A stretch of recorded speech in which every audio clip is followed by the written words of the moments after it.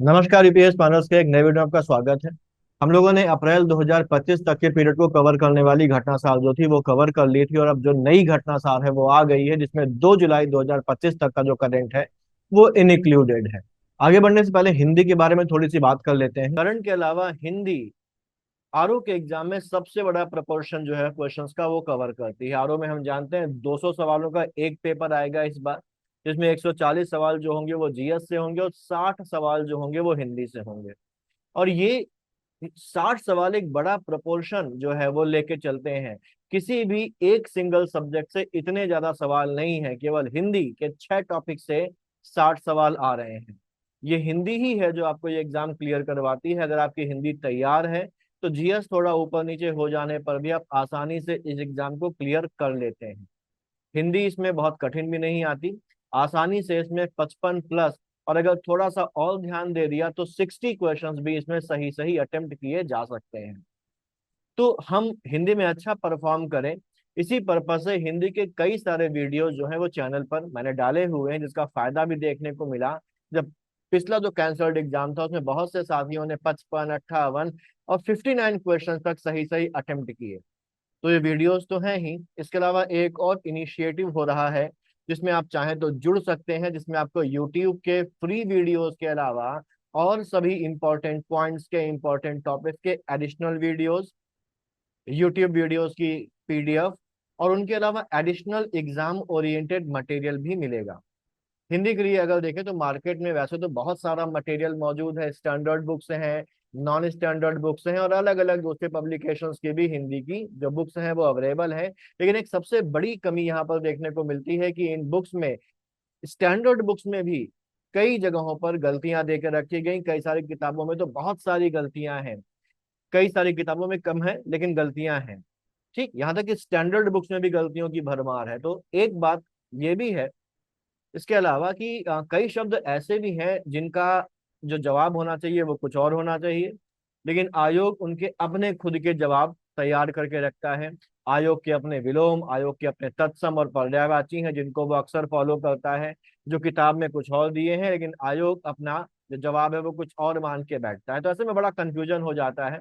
जैसे ज्योत्सना एक शब्द है, इसकी अलग अलग बुक्स में अलग अलग वर्तनी देकर रखी गई, लेकिन आयोग अपनी एक अलग वर्तनी मान के चलता है।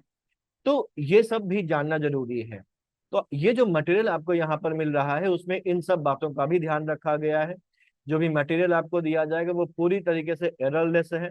किताबों में जो गलतियां हैं उन गलतियों को भी इसमें सुधार लिया गया है। सभी स्टैंडर्ड बुक्स और जितनी भी बुक्स हैं उन सब का एसेंस इन शीट्स में जो आपको मिलेंगे उसमें शामिल है। साथ ही साथ अच्छा, उसमें उनकी गलतियों को भी सुधार कर शामिल कर लिया गया है। आयोग इसके अलावा आयोग अगर किसी चीज का कोई स्पेसिफिक आंसर ही मानता है तो उसको भी वहां पर मेंशन कर दिया गया है, जिससे कि आप उससे भी अवेयर रहें।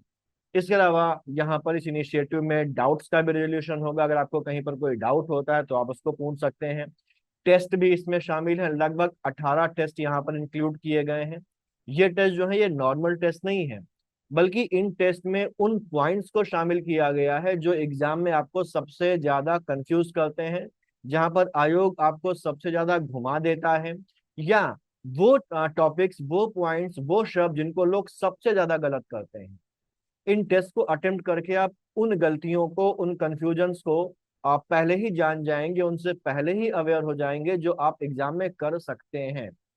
18 टेस्ट में हर टेस्ट में 60 जो क्वेश्चन है उनके हिसाब से टोटल लगभग ऐसे 1100 पॉइंट्स को कवर किया गया है जो कंफ्यूज करते हैं, जो एग्जाम में आपकी परफॉर्मेंस को प्रभावित कर सकते हैं। ठीक, तो ये टेस्ट बहुत इंपॉर्टेंट है। इन टेस्ट में अगर आप 50 के आसपास का भी स्कोर कर रहे हैं तो ये मान के चलिए कि रियल एग्जाम में आप 55 प्लस के स्कोर के बराबर पहुंचेंगे। फीस भी इसकी बहुत ज्यादा नॉमिनल है, हर कोई इसको ज्वाइन कर सकता है। इतनी फीस नहीं है कि आपको सोचना पड़े, और इतनी फीस में अगर एग्जाम में आप अच्छा परफॉर्म कर सकते हैं तो ये ना के बराबर है। ठीक, तो अगर आप इस इनिशिएटिव से जुड़ना चाहते हैं तो नीचे दिए गए नंबर पर एक मैसेज करके इसकी डिटेल ले सकते हैं। ध्यान रखिए, हिंदी ही आपको एग्जाम पास कराएगी, तो हिंदी में मजबूती लानी जरूरी है। एक बात और, यहाँ पर कोई ऐप नहीं है, सब कुछ व्हाट्सएप पर चलेगा। आपको सारा मटेरियल, वीडियोस और टेस्ट के लिंक्स जो भी होंगे वो सब व्हाट्सएप पर ही मिल जाएंगे। टेस्ट का आपको सॉल्व पीडीएफ भी मिल जाएगा। जिससे आप उसकी बाद में प्रैक्टिस कर सकते हैं। टेस्ट ऑनलाइन होंगे विद नेगेटिव मार्किंग मार्किंग होंगे, और फुल लेंथ टेस्ट होंगे। सेगमेंटल टेस्ट भी हैं, और जो एक असॉर्टेड टेस्ट होता है वो भी। तो हम लोग घटनासार शुरू कर लेते हैं, और ये जो है ये घटनासार का चौथा वीडियो है, जिसमें हम लोग जो इंटरनेशनल इवेंट्स यानी कि जो अंतर्राष्ट्रीय घटनाएं हैं, अंतर्राष्ट्रीय परिदृश्य है इसका, वो हम लोग फिनिश करेंगे। राष्ट्रीय परिदृश्य हम लोग ऑलरेडी खत्म कर चुके हैं। पिछली वीडियो में हम लोगों ने इसके एक पार्ट को खत्म किया था अंतर्राष्ट्रीय घटनाओं के, और आज हम इसको फाइनली फिनिश कर लेंगे। तो यहाँ पर हम लोग इसके पहले तक का पोर्शन कर चुके थे, और अगला जो पॉइंट हमारे पास आज जहां से हमें शुरू करना है वो है एवी लिस्ट से। ठीक, एवी लिस्ट की बात करें तो एवी लिस्ट बना हुआ है एवीआई से, और एवीआई की अगर बात करें तो एवीआई बना हुआ है एवियन से। एवियन का मतलब होता है पक्षियों से संबंधित। तो ये एवी लिस्ट का मतलब हो गया एवियन लिस्ट, यानी कि पक्षियों से संबंधित एक सूची है जिसको यहाँ पर जारी किया गया है। और ये जो लिस्ट है एवी लिस्ट, एवियन लिस्ट, ये दुनिया की पहली ग्लोबल इंटीग्रेटेड बर्ड लिस्ट है, पक्षी सूची है। ठीक, पक्षियों की दुनिया की पहली इंटीग्रेटेड लिस्ट है, जिसका नाम एवी लिस्ट रखा गया है। और यहाँ पर इस लिस्ट को पहली बार बेसिकली ऑफिशियल तरीके से जारी किया गया है। और ये जो लिस्ट है ये क्या कर रही है, हम जानते हैं कि दुनिया में अलग अलग प्रकार के जीव जंतु हैं, जिनमें पक्षी हैं। पक्षियों की भी अलग अलग प्रजातियां होती हैं। और जैसे हम देखें कि पक्षियों में गिद्ध की एक प्रजाति होती है, पक्षियों में हम देखते हैं कबूतर होते हैं, मैना होती है। और इन प्रजातियों के अंदर भी अलग अलग प्रकार की प्रजातियां होती हैं। गिद्ध में भी अलग अलग प्रकार के गिद्ध होते हैं। तो यहाँ पर इनका जो वर्गीकरण किया जाता है उसको टैक्सोनॉमी बोला जाता है। और ये जो लिस्ट है, ये लिस्ट भी बेसिकली जो पक्षियों का क्लासिफिकेशन है, उस क्लासिफिकेशन को स्टैंडर्डाइज करने के लिए, उसको मानकीकृत करने के लिए, और जो ग्लोबल रिसर्च है और जो पक्षियों के कंजर्वेशन के लिए, पक्षियों के संरक्षण के लिए जो प्रयास किए जा रहे हैं, उसको सपोर्ट करने के लिए ये लिस्ट जो है वो जारी करी गई है। ठीक, इसमें सभी जो पक्षी हैं जनरली उन सभी पक्षियों का क्लासिफिकेशन किया गया है और उनकी लिस्टिंग करी गई है। तो ये इंपॉर्टेंट पॉइंट हमारे पास ये है कि ये सूची का ऑब्जेक्टिव क्या है। तो ये सूची पक्षी वर्गीकरण को मानकीकृत, यानी कि जो बर्ड्स हैं, जो एवियंस हैं, उनका जो क्लासिफिकेशन है उसको स्टैंडर्डाइज करने, और उनसे रिलेटेड जो ग्लोबल रिसर्च है, उनके कंजर्वेशन के लिए जो प्रयास किए जा रहे हैं, उनको सपोर्ट करने के लिए बनाई गई है। 4 सालों के रिसर्च और सहयोग के परिणाम है इसका। और इसका नेतृत्व किसने किया है, यानी कि इस लिस्ट को बनाने और इस लिस्ट को जारी करने के लिए जो भी एफर्ट्स किए गए हैं, जो प्रयास किए गए हैं, उन प्रयासों को लीड किसने किया है? तो लीड किया है working group on avian checklist ने, इसको लीड किया है। अभी तक क्या होता था, वैसे तो पक्षियों के क्लासिफिकेशन से रिलेटेड कई सारी जो लिस्ट हैं वो पब्लिश की जाती रही, जिनमें से इंपॉर्टेंट है इंटरनेशनल ऑर्निथोलॉजिकल कमेटी के द्वारा जारी की गई रिपोर्ट आईओसी, और क्लीमेंट रिपोर्ट। इन सूचियों का स्थान अब ये जो नई सूची है एवी लिस्ट वो ले लेगी। क्लीमेंट जो है बेसिकली वो क्या थी, क्लीमेंट लिस्ट बेसिकली इसका पूरा नाम था Clement checklist of birds of the world. ठीक, ये पक्षियों की जो स्पीशीज है उनकी एक स्टैंडर्डाइज्ड और बहुत ही वाइड लिस्ट थी, जिसको कॉर्नेल लैब ऑफ ऑर्निथोलॉजी के द्वारा बनाया जाता था। किसको? क्लीमेंट को कॉर्नेल लैब ऑफ ऑर्निथोलॉजी के द्वारा बनाया जाता था, जिसमें स्पीशीज और उसकी जो सब स्पीशीज यानी कि प्रजातियां और उप प्रजातियों के नाम दिए जाते थे। हर पक्षी का बाटानी जो जो साइंटिफिक नेम होता था, जो जियोलॉजिकल नेम होता था, जो उसका बाइनोमियल नॉमेनक्लेचर है, उसके हिसाब से उसका नाम दिया जाता था। कौन कौन से जियोग्राफिकल एरियाज में वो पक्षी पाए जाते हैं इसकी लिस्टिंग होती थी। उनका जो कंजर्वेशन स्टेटस है, जो उनका संरक्षण जो स्टेटस है, जो स्थिति है, वो भी दिखाई जाती थी।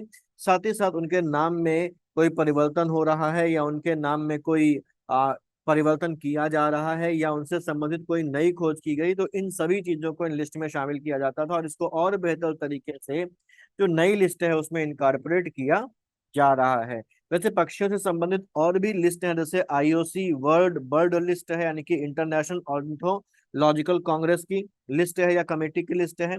ऐसी एसबीडब्ल्यू और बर्ड लाइफ इंटरनेशनल चेकलिस्ट भी एक जारी करी जाती है। और आईयूसीएन जो है, वो आईयूसीएन भी अपनी जो रेड लिस्ट है वो जारी करता है, जिसमें इनकी डिटेल्स होती हैं। लेकिन ये जो है वो संरक्षण के लिए आईयूसीएन के द्वारा जारी किया जाता है कि संरक्षण स्थिति क्या है।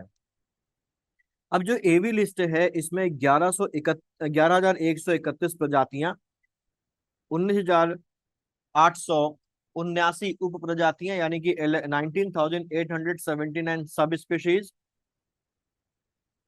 2,376 वंश, 252 कुल और 46 जो गण है उनको यहाँ पर शामिल किया गया है। ठीक, तो ये इंपॉर्टेंट है कि कितनी प्रजातियां शामिल करी गई।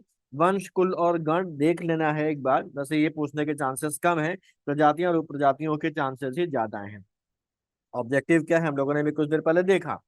एक बार फिर से यहाँ पर आ गया है कि पक्षियों की वैश्विक समझ में एक रूपता लाना, यानी कि जो एक अंडरस्टैंडिंग है बर्ड्स के बारे में, पक्षियों के बारे में, उसमें एक रूपता आ जाए। ठीक, साथ ही साथ पक्षियों का संरक्षण, कंजर्वेशन, उनसे रिलेटेड जो रिसर्च है और उनके लिए जो पॉलिसी डिसीजंस लिए जाते हैं, जब वैश्विक समझ में एक रूपता आएगी, सभी उनके बारे में एक ही सेंस में सोचेंगे, एक ही सेंस में जानेंगे, तो जो उनके लिए पॉलिसीज अलग अलग दुनिया के इलाकों में अलग अलग रीजन से बनाई जाती हैं वो भी क्या होंगी, वो भी ज्यादा क्लियर होंगी और ज्यादा कोऑर्डिनेटेड यानी कि समन्वित होंगी।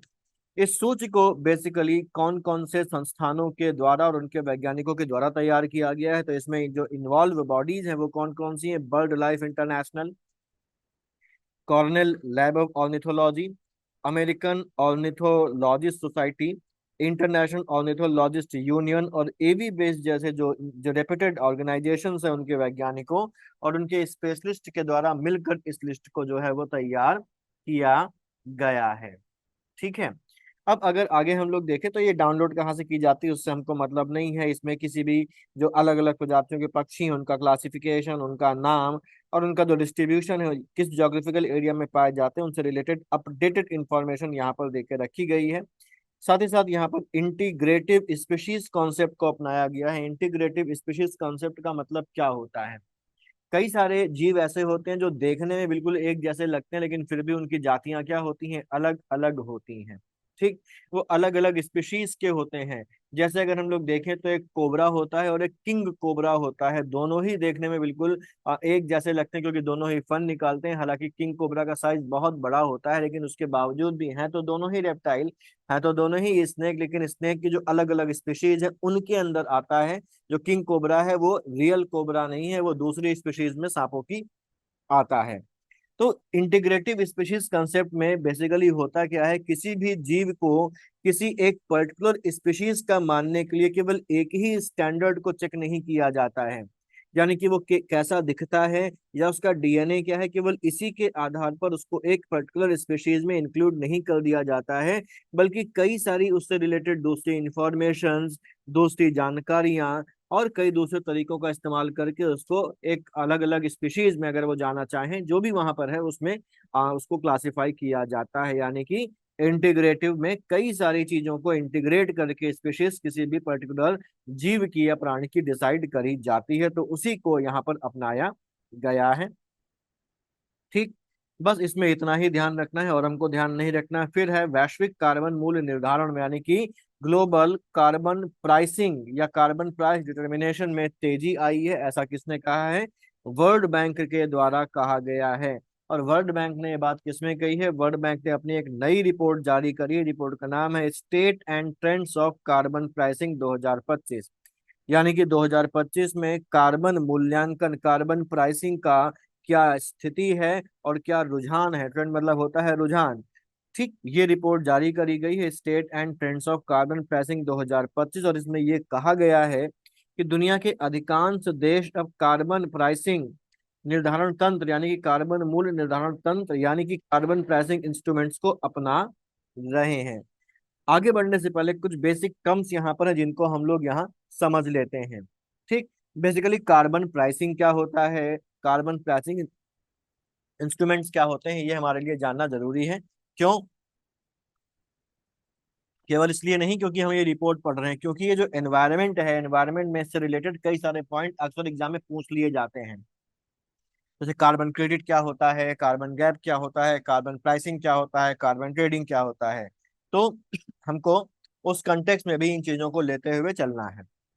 ठीक, अब इसको समझते हैं। फॉर एग्जांपल जैसे कोई फैक्ट्री कहीं पर काम कर रही है या हम अपनी गाड़ी चलाते हैं या कहीं पर कोई बिजली घर है जो कोयले से बिजली बनाता है, तो यहाँ पर इन अलग अलग जगहों पर जब कोयला जल रहा है, डीजल जल रहा है, पेट्रोल जल रहा है, या कोई भी फॉसिल फ्यूल जल रहा है, तो इनके जलने से क्या निकलती है? कार्बन डाइऑक्साइड निकलती है।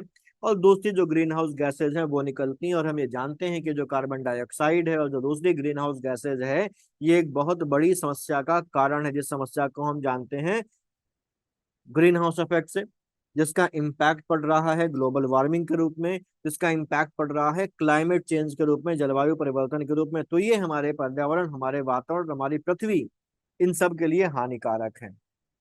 ठीक। और ये बेसिकली हम इसको एक टर्म में रख सकते हैं, प्रदूषण। ठीक।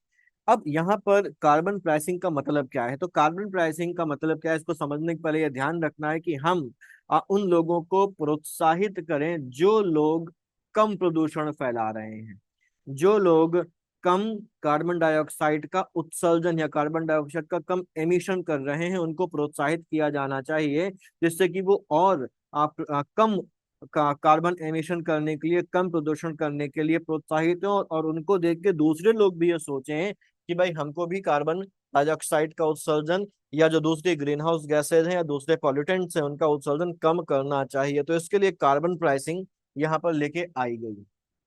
ठीक। यानी कि इसका ऑब्जेक्टिव क्या है कि पॉल्यूशन फैलाने वालों से यहाँ पर उनको प्रोत्साहन दिया जाता है, और जिससे वो कार्बन डाइऑक्साइड का एमिशन कम करें, ग्रीन हाउस गैसेस का एमिशन कम करें।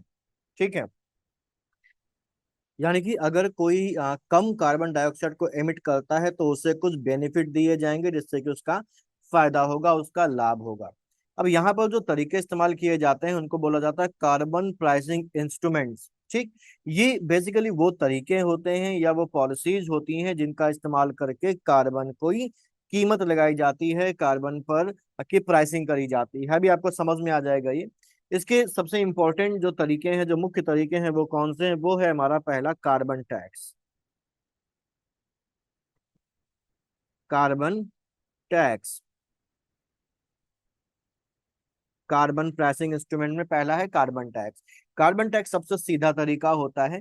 यहाँ पर सरकार जो है वो फॉसिल फ्यूल्स के इस्तेमाल, जैसे पेट्रोल हो गया, कोयला हो गया, डीजल वगैरह हो गया, उसके इस्तेमाल करने या उसके इस्तेमाल करने की वजह से जो कार्बन एमिशन होता है, उस पर हर 1 टन के कार्बन एमिशन पर कुछ टैक्स लगा देती है। कि अगर आप 1 टन का कार्बन एमिशन करेंगे, 1 टन कार्बन उत्सर्जित करेंगे, तो आपको इतना रुपया जो है वो टैक्स के रूप में सरकार को देना पड़ेगा। और ये टैक्स क्योंकि कार्बन के एमिशन पर लगाया जा रहा है, कार्बन के उत्सर्जन पर लगाया जा रहा है, इसलिए इसको कार्बन टैक्स का नाम दिया जाता है। मान लीजिए कि सरकार ने ये कहा है कि 1 टन कार्बन का उत्सर्जन करने पर उसका उत्सर्जन करने वाले व्यक्ति से 100 रुपए का टैक्स लिया जाएगा। तो अगर कोई फैक्ट्री है, उस फैक्ट्री से 10 टन कार्बन अगर निकल रहा है, तो उस फैक्ट्री को 1,000 रुपए का टैक्स देना पड़ेगा, 10 × 100 करके। और अगर 100 टन कार्बन इमिट करती है वो, तो उसको 10,000 रुपए का टैक्स कार्बन के टैक्स के रूप में देना होगा। इससे कंपनियों को सीधे तौर पर ये पता चल जाता है कि प्रदूषण करने पर कितना खर्च आएगा, इसलिए वो अपना जो एमिशन होता है, अपना जो उत्सर्जन होता है, उसको कम करने की कोशिश करती हैं। ठीक। दूसरा है एमिशन ट्रेडिंग सिस्टम, जिसको हम ईटीएस के नाम से भी जानते हैं, एमिशन ट्रेडिंग सिस्टम यानी कि उत्सर्जन व्यापार प्रणाली। इसको कैप एंड ट्रेड भी बोलते हैं। क्या बोलते हैं? इसी को बोलते हैं कैप एंड ट्रेड भी इसको बोला जाता है। ठीक। कैप एंड ट्रेड बेसिकली इसके काम करने के तरीके को बताता है कि ईटीएस में किस तरीके से काम किया जाता है। तो उसके दो हिस्से हैं, एक हिस्सा है कैप और दूसरा है ट्रेड। ठीक है। यहाँ पर बेसिकली ये एक एक एक मार्केट की तरह काम करता है। पहला होता है कैप लगाना, यानी कैप का मतलब होता है, यहाँ पर कैप का मतलब होता है सीमा तय करना, सीमा तय करना। ठीक। अब यहाँ पर बेसिकली क्या है कि सरकार किसी एक पर्टिकुलर इंडस्ट्री के लिए, मान लिया स्टील इंडस्ट्री है या सीमेंट इंडस्ट्री है, उसके लिए एक सीमा तय कर देती है कि भाई इस इंडस्ट्री से जो प्रदूषण होना चाहिए, जो कार्बन एमिशन होना चाहिए, वो बस इतना होना चाहिए। इससे ज्यादा कार्बन का प्रोडक्शन है या कार्बन का एमिशन है या प्रदूषण जो इमिट आप कर रहे हैं, वो इससे ज्यादा नहीं कर सकते हैं। मान लिया सरकार ये कहती है कि देश की सभी स्टील कंपनियां जो हैं, देश की सभी स्टील कंपनियां जो हैं, वो एक साल में 1,000 टन से ज्यादा का कार्बन एमिशन नहीं कर सकती हैं। तो ये 1,000 टन के कार्बन एमिशन पर जो सीमा करी गई है, जो लिमिट लगाई गई है, इसको क्या बोला जाएगा? इसको बोला जाता है कैप। ठीक। दूसरा होता है परमिट। परमिट का मतलब होता है कि आपको एक अधिकार दे दिया गया कि भाई आप इतना कार्बन एमिट कर सकते हैं, इससे ज्यादा आप एमिट नहीं कर सकते। ठीक। तो यहाँ पर फॉर एग्जांपल ये है कि मान लिया कि सरकार ने कहा कि भाई 1,000 टन से ज्यादा कार्बन एमिट नहीं करेगी, और हम ये मान लेते हैं कि देश में जो स्टील कंपनीज है उनकी संख्या कितनी है? मान लिया 100 है। ठीक, 100 स्टील कंपनियां हैं, और सरकार ने इस 1,000 की सीमा को उन 100 कंपनियों में बांट दिया। तो अब सभी 100 कंपनियां मिलकर अधिकतम 1,000 टन का ही उत्सर्जन कर सकती है। लेकिन अगर एक कंपनी को देखा जाए तो 1,000 डिवाइड बाई 100 हो जाएगा हमारे पास 10, यानी कि एक कंपनी, इसका नाम मान लिया ए लिमिटेड है, जो स्टील बनाती है, उसके लिए लिमिट कितनी हो गई? 10 टन की हो गई। तो वो कंपनी को परमिशन मिली हुई है, परमिट दिया गया है कि वो 10 टन तक का कार्बन एमिट कर सकती है, उससे ज्यादा नहीं करेगी। ठीक। तो उसको 10 टन तक का कार्बन उत्सर्जन करने का अधिकार दे दिया गया। अब यहीं पर एक नया कंसेप्ट आ जाता है ट्रेड का। मान लीजिए कि जो ए लिमिटेड है उसको जो परमिट दिया गया है, वो दिया गया है 10 टन कार्बन के एमिशन का परमिट उसको दिया गया है। अब ए लिमिटेड ने बहुत अच्छी तरीके से काम किया, अपने पॉल्यूशन को कंट्रोल किया, बहुत ज्यादा एफिशिएंट तकनीकें अपनाई, और उसने एक्चुअली जो कार्बन एमिट किया वो कितना किया? उसने एक्चुअली कार्बन एमिट किया 8 टन। तो 10 टन के लिए उसको अनुमति थी कि 10 टन तक का वो एमिट कर सकती है। 8 टन उसने बेसिकली किया है, तो उसने कितने टन कम किया? उसने 2 टन कम किया। यानी कि वो 10 टन कर सकती थी, 8 ही टन किया है, यानी कि उसने अपने परमिट से 2 टन कम किया। ये जो 2 टन है इसको बोलते हैं कार्बन क्रेडिट। और ये कार्बन क्रेडिट किसी दूसरी कंपनी को ये क्या कर सकती है? ट्रांसफर कर सकती है। कि जैसे एक दूसरी कंपनी है बी लिमिटेड, उस बी लिमिटेड के पास भी लिमिट 10 टन की थी, लेकिन उसने मान लीजिए कर दिया उत्सर्जन 12 टन का, तो इस एक्स्ट्रा 2 टन पर उसको क्या देना पड़ेगा? टैक्स वगैरह देना पड़ेगा। तो ये ए लिमिटेड जब अपने इस बचाए हुए 2 टन को बी लिमिटेड को ट्रांसफर कर देती है, तो बी लिमिटेड की लिमिट कितनी हो गई? 10 टन प्लस 2 टन जो उसने इससे खरीद लिया, 12 टन। तो ये उस लिमिट के अंदर आ गया, और इसको वहां पर टैक्स वगैरह नहीं देना पड़ेगा। ठीक। समझ में आ गई बात आप लोगों को? तो अब ये जो है इसको बेचा भी जा सकता है। तो ए लिमिटेड को डबल फायदा हुआ। पहली बात तो उसने एफिशिएंसी दिखाई और अपना बचा लिया, और प्लस उसने अपना जो बचाया हुआ कार्बन है, कार्बन क्रेडिट है, वो कार्बन क्रेडिट या कार्बन का परमिट उसको बेच भी दिया दूसरे को, और इससे भी उसने क्या कमाए? पैसे कमाए। तो इससे कम प्रदूषण करने वाली कंपनी को बेनिफिट मिलता है, इनाम मिलता है, एक तरीके से पैसे कमाकर इनाम मिला। और ज्यादा प्रदूषण करने वाली जो कंपनी बी लिमिटेड है, उसको इस एक्स्ट्रा 2 टन के लिए पेमेंट करना पड़ा ए लिमिटेड को। ठीक। उसको ज्यादा पैसे खर्च करने पड़ रहे हैं इस क्रेडिट को परचेज करने के लिए, इस क्रेडिट को, परमिट को लेने के लिए। तो इससे बी लिमिटेड क्या होगी? आगे बी लिमिटेड भी कोशिश करेगी कि उसका ये खर्चा बचे, और आगे से वो भी अब लिमिट के अंदर ही ओमिशन एमिशन जो है वो करे। तो यहाँ पर इस बारे में यही सारी बातें हो रही हैं, और ये कहा जा रहा है कि ये जो तंत्र है, अब ग्लोबल जो डोमेस्टिक प्रोडक्ट है, सॉरी, जो ग्रॉस डोमेस्टिक प्रोडक्ट है ग्लोबल, उसके लगभग 2/3 हिस्से को कवर करता है, और global green house gas emission का लगभग 28% इनकी सीमा में आ चुका है। कितना आ चुका है? 28% इनकी सीमा में आ गया है, और ग्लोबल जीडीपी के 2/3 हिस्से को अब ये जो है वो कवर करता है। ठीक। भारत, ब्राजील और तुर्की ये जैसे जो देश हैं वो भी एक्टिवली अपने कार्बन प्राइसिंग जो इंफ्रास्ट्रक्चर है उसको डेवलप कर रहे हैं। रिपोर्ट में 3 प्रकार के कार्बन मूल्य निर्धारण तंत्रों का उल्लेख है, जिनको हम लोग देख चुके हैं। अभी हम लोगों ने ईटीएस की बात करी, ये देखिए, हम लोगों ने अभी ईटीएस की बात करी। तो यहाँ पर ईटीएस के बारे में बताया गया है। इसमें सरकारें जो है ईटीएस में कैप लगा देती हैं, और उसका ट्रेड करने की अनुमति कंपनियों को होती है, जो हम लोगों ने भी कैप एंड ट्रेड के रूप में देखा है ना, ट्रेड कर सकती हैं। इसमें सरकारें एमिशन की, उत्सर्जन की एक लिमिट तय कर देती हैं, और ये जो सीमा है, ये सीमा क्या है? इसी सीमा को बोला जाता है क्या? इसी सीमा को बोला जाता है कैप। ठीक, ये तय कर देती हैं। कंपनियां निर्धारित सीमा से कम उत्सर्जन करके जो एडिशनल क्रेडिट बचा हुआ, जैसे ए लिमिटेड ने 2 टन का क्रेडिट बचाया था, वो उसे दूसरी कंपनियों को क्या कर सकती हैं? बेच सकती हैं। फिर अगला है हमारे पास कार्बन टैक्स, ये भी हम लोगों ने देखा यहाँ पर, ये कार्बन टैक्स की बात हम लोगों ने करी कि कार्बन एमिशन करने पर टैक्स लगेगा। इसमें कार्बन उत्सर्जन या फॉसिल फ्यूल्स की कार्बन मात्रा पर डायरेक्ट एक टैक्स लगा दिया जाता है। कार्बन क्रेडिट जो ट्रेडिंग है वो, इसमें किसी परियोजना जैसे जंगल लगाना या लैंडफिल से मीथेन पकड़ने से जो जो एमिशन में कमी है उसके लिए क्रेडिट जारी किए जाते हैं, जिन्हें कंपनी अपनी जिम्मेदारियों को बैलेंस करने के लिए खरीद सकती है। तो ये इंपॉर्टेंट चीजें यहाँ पर इसमें बताई गई हैं इस रिपोर्ट में। भारत की स्थिति की बात अगर करें तो यहाँ पर 2024 में भारत सरकार ने अपने प्लान्ड ईटीएस के लिए यानी कि एमिशन ट्रेडिंग सिस्टम के लिए नियम तय किए थे। कब किए थे? 2024 में किए। भारत का ईटीएस जो है वो रेंट आधारित होगा, ये ध्यान रखना है। 2024 में किया। और भारत का ईटीएस कैसा है? रेंट आधारित है। इसमें उत्सर्जन की अधिकतम सीमा निर्धारित नहीं की जाएगी, बल्कि इंडस्ट्रियल सेक्टर के लिए परफॉर्मेंस के स्टैंडर्ड तय किए जाएंगे, प्रदर्शन मानक तय किए जाएंगे, जिनके अनुसार कंपनियों को अपना जो शुद्ध उत्सर्जन है, जो नेट एमिशन है, उसको लिमिट करना होगा। ठीक। यहाँ अगर बात करें तो आगे ये कहा जा रहा है कि 2005 में केवल 5 कार्बन प्राइसिंग सिस्टम्स थे। 2025 तक इनकी संख्या बढ़कर 80 हो गई है। वर्तमान में 43 कार्बन टैक्स और 37 ईटीएस दुनिया भर में कार्यरत हैं, और ये तंत्र मिलकर $100 अरब से ज्यादा का रेवेन्यू जो है वो प्रोड्यूस कर रहे हैं। ध्यान रखना है, वर्तमान में 43 कार्बन टैक्स और 37 ईटीएस दुनिया भर में कार्यरत हैं, जो मिलकर $100 अरब से ज्यादा का रेवेन्यू जो है वो उत्पन्न कर रहे हैं। ये इंपॉर्टेंट पॉइंट है आपके लिए, इसको यहाँ पर आपको रखना है ध्यान। फिर इसके बाद अगर देखें तो कार्बन मूल्य निर्धारण का सबसे अधिक उपयोग कहाँ पर हो रहा है? सबसे अधिक उपयोग कहाँ पर हो रहा है? ऊर्जा उत्पादन में, क्योंकि अभी भी दुनिया में बहुत सारी, और भारत में तो खास तौर से जो मेजोरिटी है वो किसकी है? वो इन्हीं थर्मल पावर्स की है। जो बिजली बनाने के जो जो प्लांट्स हैं उनमें अधिकतर क्या है? थर्मल पावर वाले हैं, जिनमें हम लोग या तो नेचुरल गैस का इस्तेमाल कर रहे हैं, जिनमें या तो हम लोग कोयले का इस्तेमाल कर रहे हैं। ठीक है।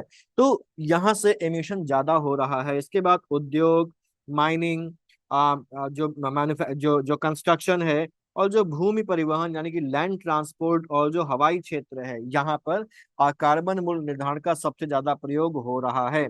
तो ये इंपॉर्टेंट पॉइंट है यहाँ पर भी, और ये इंपॉर्टेंट पॉइंट है यहाँ पर भी कि कहाँ कहाँ पर सबसे ज्यादा इस्तेमाल इसका कार्बन प्राइसिंग मैकेनिज्म का किया जा रहा है। अगला पॉइंट है हमारे पास कि कार्बन क्रेडिट बाजार डेवलपिंग जो प्रोजेक्ट्स हैं उसमें जो प्राइवेट फाइनेंस है, निजी वित्त को आकर्षित करते हैं। और यहाँ पर अगर देखें तो 2024 के पहले 9 महीने में इससे $14 अरब जो है वो जुटाए गए, जिनमें से सबसे अधिक हिस्सा प्राकृतिक आधार वाली कार्बन हटाने की परियोजनाओं में गया। इसके अलावा क्लीन कुकिंग परियोजना में भी रुचि बची है, बनी बनी बढ़ी है। यहाँ पर दो बातें निकल के आती हैं। पहला है प्राकृतिक आधार वाली कार्बन हटाने की परियोजनाएं। प्राकृतिक आधार वाली कार्बन हटाने की परियोजना, पर कार्बन हटाने की जो परियोजना होती है वो दो तरीके की होती हैं। एक होती है नेचुरल तरीके से कार्बन को हटाना, और एक होता है इंजीनियर्ड तरीके से कार्बन को हटाना। नेचुरल तरीके से कार्बन को हटाने के लिए हम लोगों को पेड़ पौधे लगाने होते हैं, जो वातावरण की कार्बन को एब्जॉर्ब करके ऑक्सीजन को छोड़ते हैं और वातावरण की कार्बन को एब्जॉर्ब करके कम करने का काम करते हैं। तो हम इस तरीके से पेड़ों को, पौधों को, जंगलों को लगाकर कार्बन को कम करने की कोशिश करते हैं, तो उसको बोला जाता है प्राकृतिक आधार वाली कार्बन हटाने की परियोजना बोला जाता है। ठीक है। नेचुरल जो प्रोजेक्ट है वो बोला जाता है। क्लीन कुकिंग का मतलब क्या होता है? क्लीन कुकिंग की बात करें तो हमारे देश में उज्ज्वला योजना इसका एक बड़ा एग्जाम्पल है। क्लीन कुकिंग बेसिकली इसका मतलब क्या होता है? जब खाना बनाने के लिए हम ऐसे ईंधन या ऐसी तकनीक का इस्तेमाल करते हैं जो हेल्दी होती है, जो एनवायरनमेंट को नुकसान ना पहुंचाए, जो कम से कम धुआं पैदा करे, तो इसको बोलते हैं क्लीन कुकिंग, यानी कि स्वच्छ तरीके से खाना पकाना। और क्लीन कुकिंग प्रोजेक्ट का सीधा सा मतलब उन योजनाओं या उन प्रोग्राम से होता है जो खाना पकाने के जो पुराने, ट्रेडिशनल और पॉल्यूशन फैलाने वाले तरीके हैं उनको छोड़कर नए, साफ सुथरे और सुरक्षित तरीकों को बढ़ावा देते हैं। तो हम लोगों ने भी उज्ज्वला योजना का नाम दिया था। उसमें क्या हो रहा है?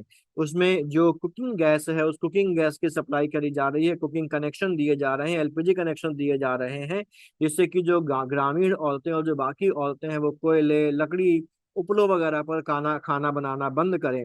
और एक क्लीन तरीके से खाना बनाए, एलपीजी गैस का इस्तेमाल करके खाना बनाए। तो ये क्या है, ये भारत का क्लीन कुकिंग प्रोजेक्ट है, उज्ज्वला योजना। फिर है इंजीनियर्ड कार्बन रिमूवल, जैसे कि डायरेक्ट एयर कैप्चर, इसमें वायुमंडल से CO2 निकाली जाती है। और एनहेंस्ड रॉक वेदरिंग, चट्टानों का चूर्ण भूमि पर बिखेरना। इसका मतलब भी समझ लेते हैं। इंजीनियर्ड कार्बन रिमूवल का मतलब क्या होता है? इंजीनियर्ड कार्बन रिमूवल का मतलब होता है कि इंजीनियरिंग और टेक्नोलॉजी का इस्तेमाल करके हवा में से कार्बन डाइऑक्साइड को सोख कर बाहर निकालना।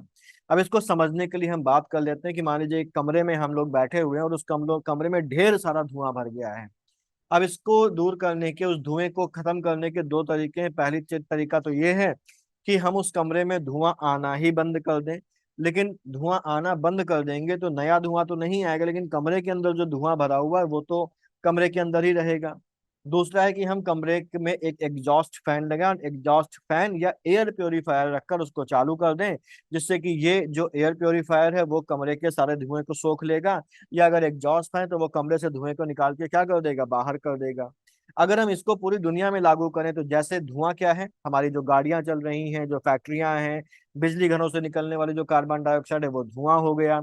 धुआं बंद करने का मतलब है प्रदूषण को कम कर देना, यानी कि इलेक्ट्रिक व्हीकल्स को चलाएंगे अगर, तो हमारा पेट्रोल यानी कि फॉसिल फ्यूल कम फूकेगा। हम अपने जो बिजली घर है उनको हम न्यूक्लियर एनर्जी चलाना शुरू कर लें, हम हाइड्रोजन एनर्जी से बिजली बनाना शुरू कर लें, हम सोलर पावर से बिजली बनाना शुरू कर लें, तो यहाँ पर भी क्या हो जाएगा, धुआं बनना क्या हो जाएगा, बंद हो जाएगा, पॉल्यूशन होना बंद हो जाएगा। लेकिन जो पॉल्यूशन पहले से हो चुका है उसको भी तो खत्म करना है। तो इसके लिए क्या आता है, हमको एग्जॉस्ट फैन या एयर प्योरीफायर चलाने पड़ेंगे। ये जो एग्जॉस्ट फैन या एयर प्योरीफायर है, इसी को आप समझ लीजिए कि ये क्या है, ये इंजीनियर्ड कार्बन रिमूवल है। यहाँ पर मशीनों और टेक्नोलॉजी का इस्तेमाल करके हवा में पहले से मौजूद जो पॉल्यूटेंट्स होते हैं, खासतौर से कार्बन डाइऑक्साइड, उसको एब्जॉर्ब करके खत्म किया जाता है। प्राकृतिक तरीके तो हम लोगों ने देखे ही, पेड़ लगाना, तो ये पेड़ लगाने के जो प्राकृतिक तरीका है उससे अलग है। ठीक है। इसमें बड़ी बड़ी मशीनों का इस्तेमाल किया जाता है, केमिकल प्रोसेसेस का इस्तेमाल किया जाता है, जिसमें से एक तरीका है हमारा, जिसका नाम यहाँ पर लिखा हुआ है direct air capture. Direct air capture में बेसिकली क्या होता है, डायरेक्ट एयर कैप्चर में एक बहुत बड़ी बड़ी मशीनें इंस्टॉल करी जाती हैं, जिनमें बड़े बड़े पंखे जो हैं वो हवा को खींचते हैं।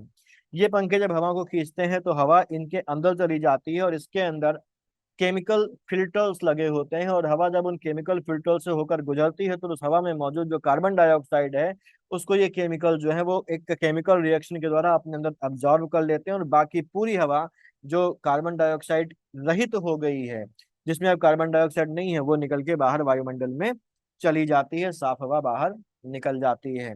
ये क्या है, ये डायरेक्ट एयर कैप्चर सिस्टम होता है। ठीक। इसके अलावा अगर हम लोग देखें तो अगला है हमारे पास जो यहाँ पर लिखा है enhanced rock weathering. Enhanced rock weathering का मतलब होता है, यहाँ पर जो वैज्ञानिक होते हैं वो कुछ खास तरीके की चट्टानें, जिनमें खास हमारे पास कौन सी, बेसाल्ट, बेसाल्ट जैसी खास तरीके की चट्टानों को पीस लेते हैं, और पीसने के बाद उनका जो पाउडर बनता है उनको खेतों में, समुद्र में, जमीन में क्या कर देते हैं, फैला देते हैं।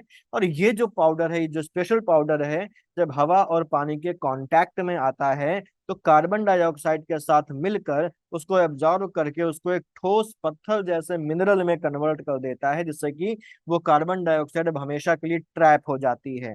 इस ट्रैप्ड और एब्जॉर्ब्ड कार्बन डाइऑक्साइड जो दोनों में से किसी भी तरीके से एब्जॉर्ब करी गई है, उसको जमीन के अंदर गहरे गड्ढों में हमेशा के लिए स्टोर कर दिया जाता है, या फिर उसको इस्तेमाल करके कोई काम की चीज बना ली जाती है, जैसे सोडा बना लिया जाता है, कोई फ्यूल बनाने में इस्तेमाल किया जा सकता है। ठीक। तो ये बेसिकली क्या है, ये इंजीनियर्ड कार्बन रिमूवल है, जो भविष्य की तकनीकें हैं, जहां पर मशीनों वगैरह का इस्तेमाल करके, टेक्नोलॉजी का इस्तेमाल करके, केमिकल्स का इस्तेमाल करके कार्बन डाइऑक्साइड को सोख लिया जाता है। ठीक है। तो यहाँ पर भी जो निवेश की नए कमिटमेंट देखे गए हैं, यहाँ पर भी इन्वेस्टमेंट आ रहे हैं, इन प्रोजेक्ट में भी इन्वेस्टमेंट आ रहे हैं। ठीक।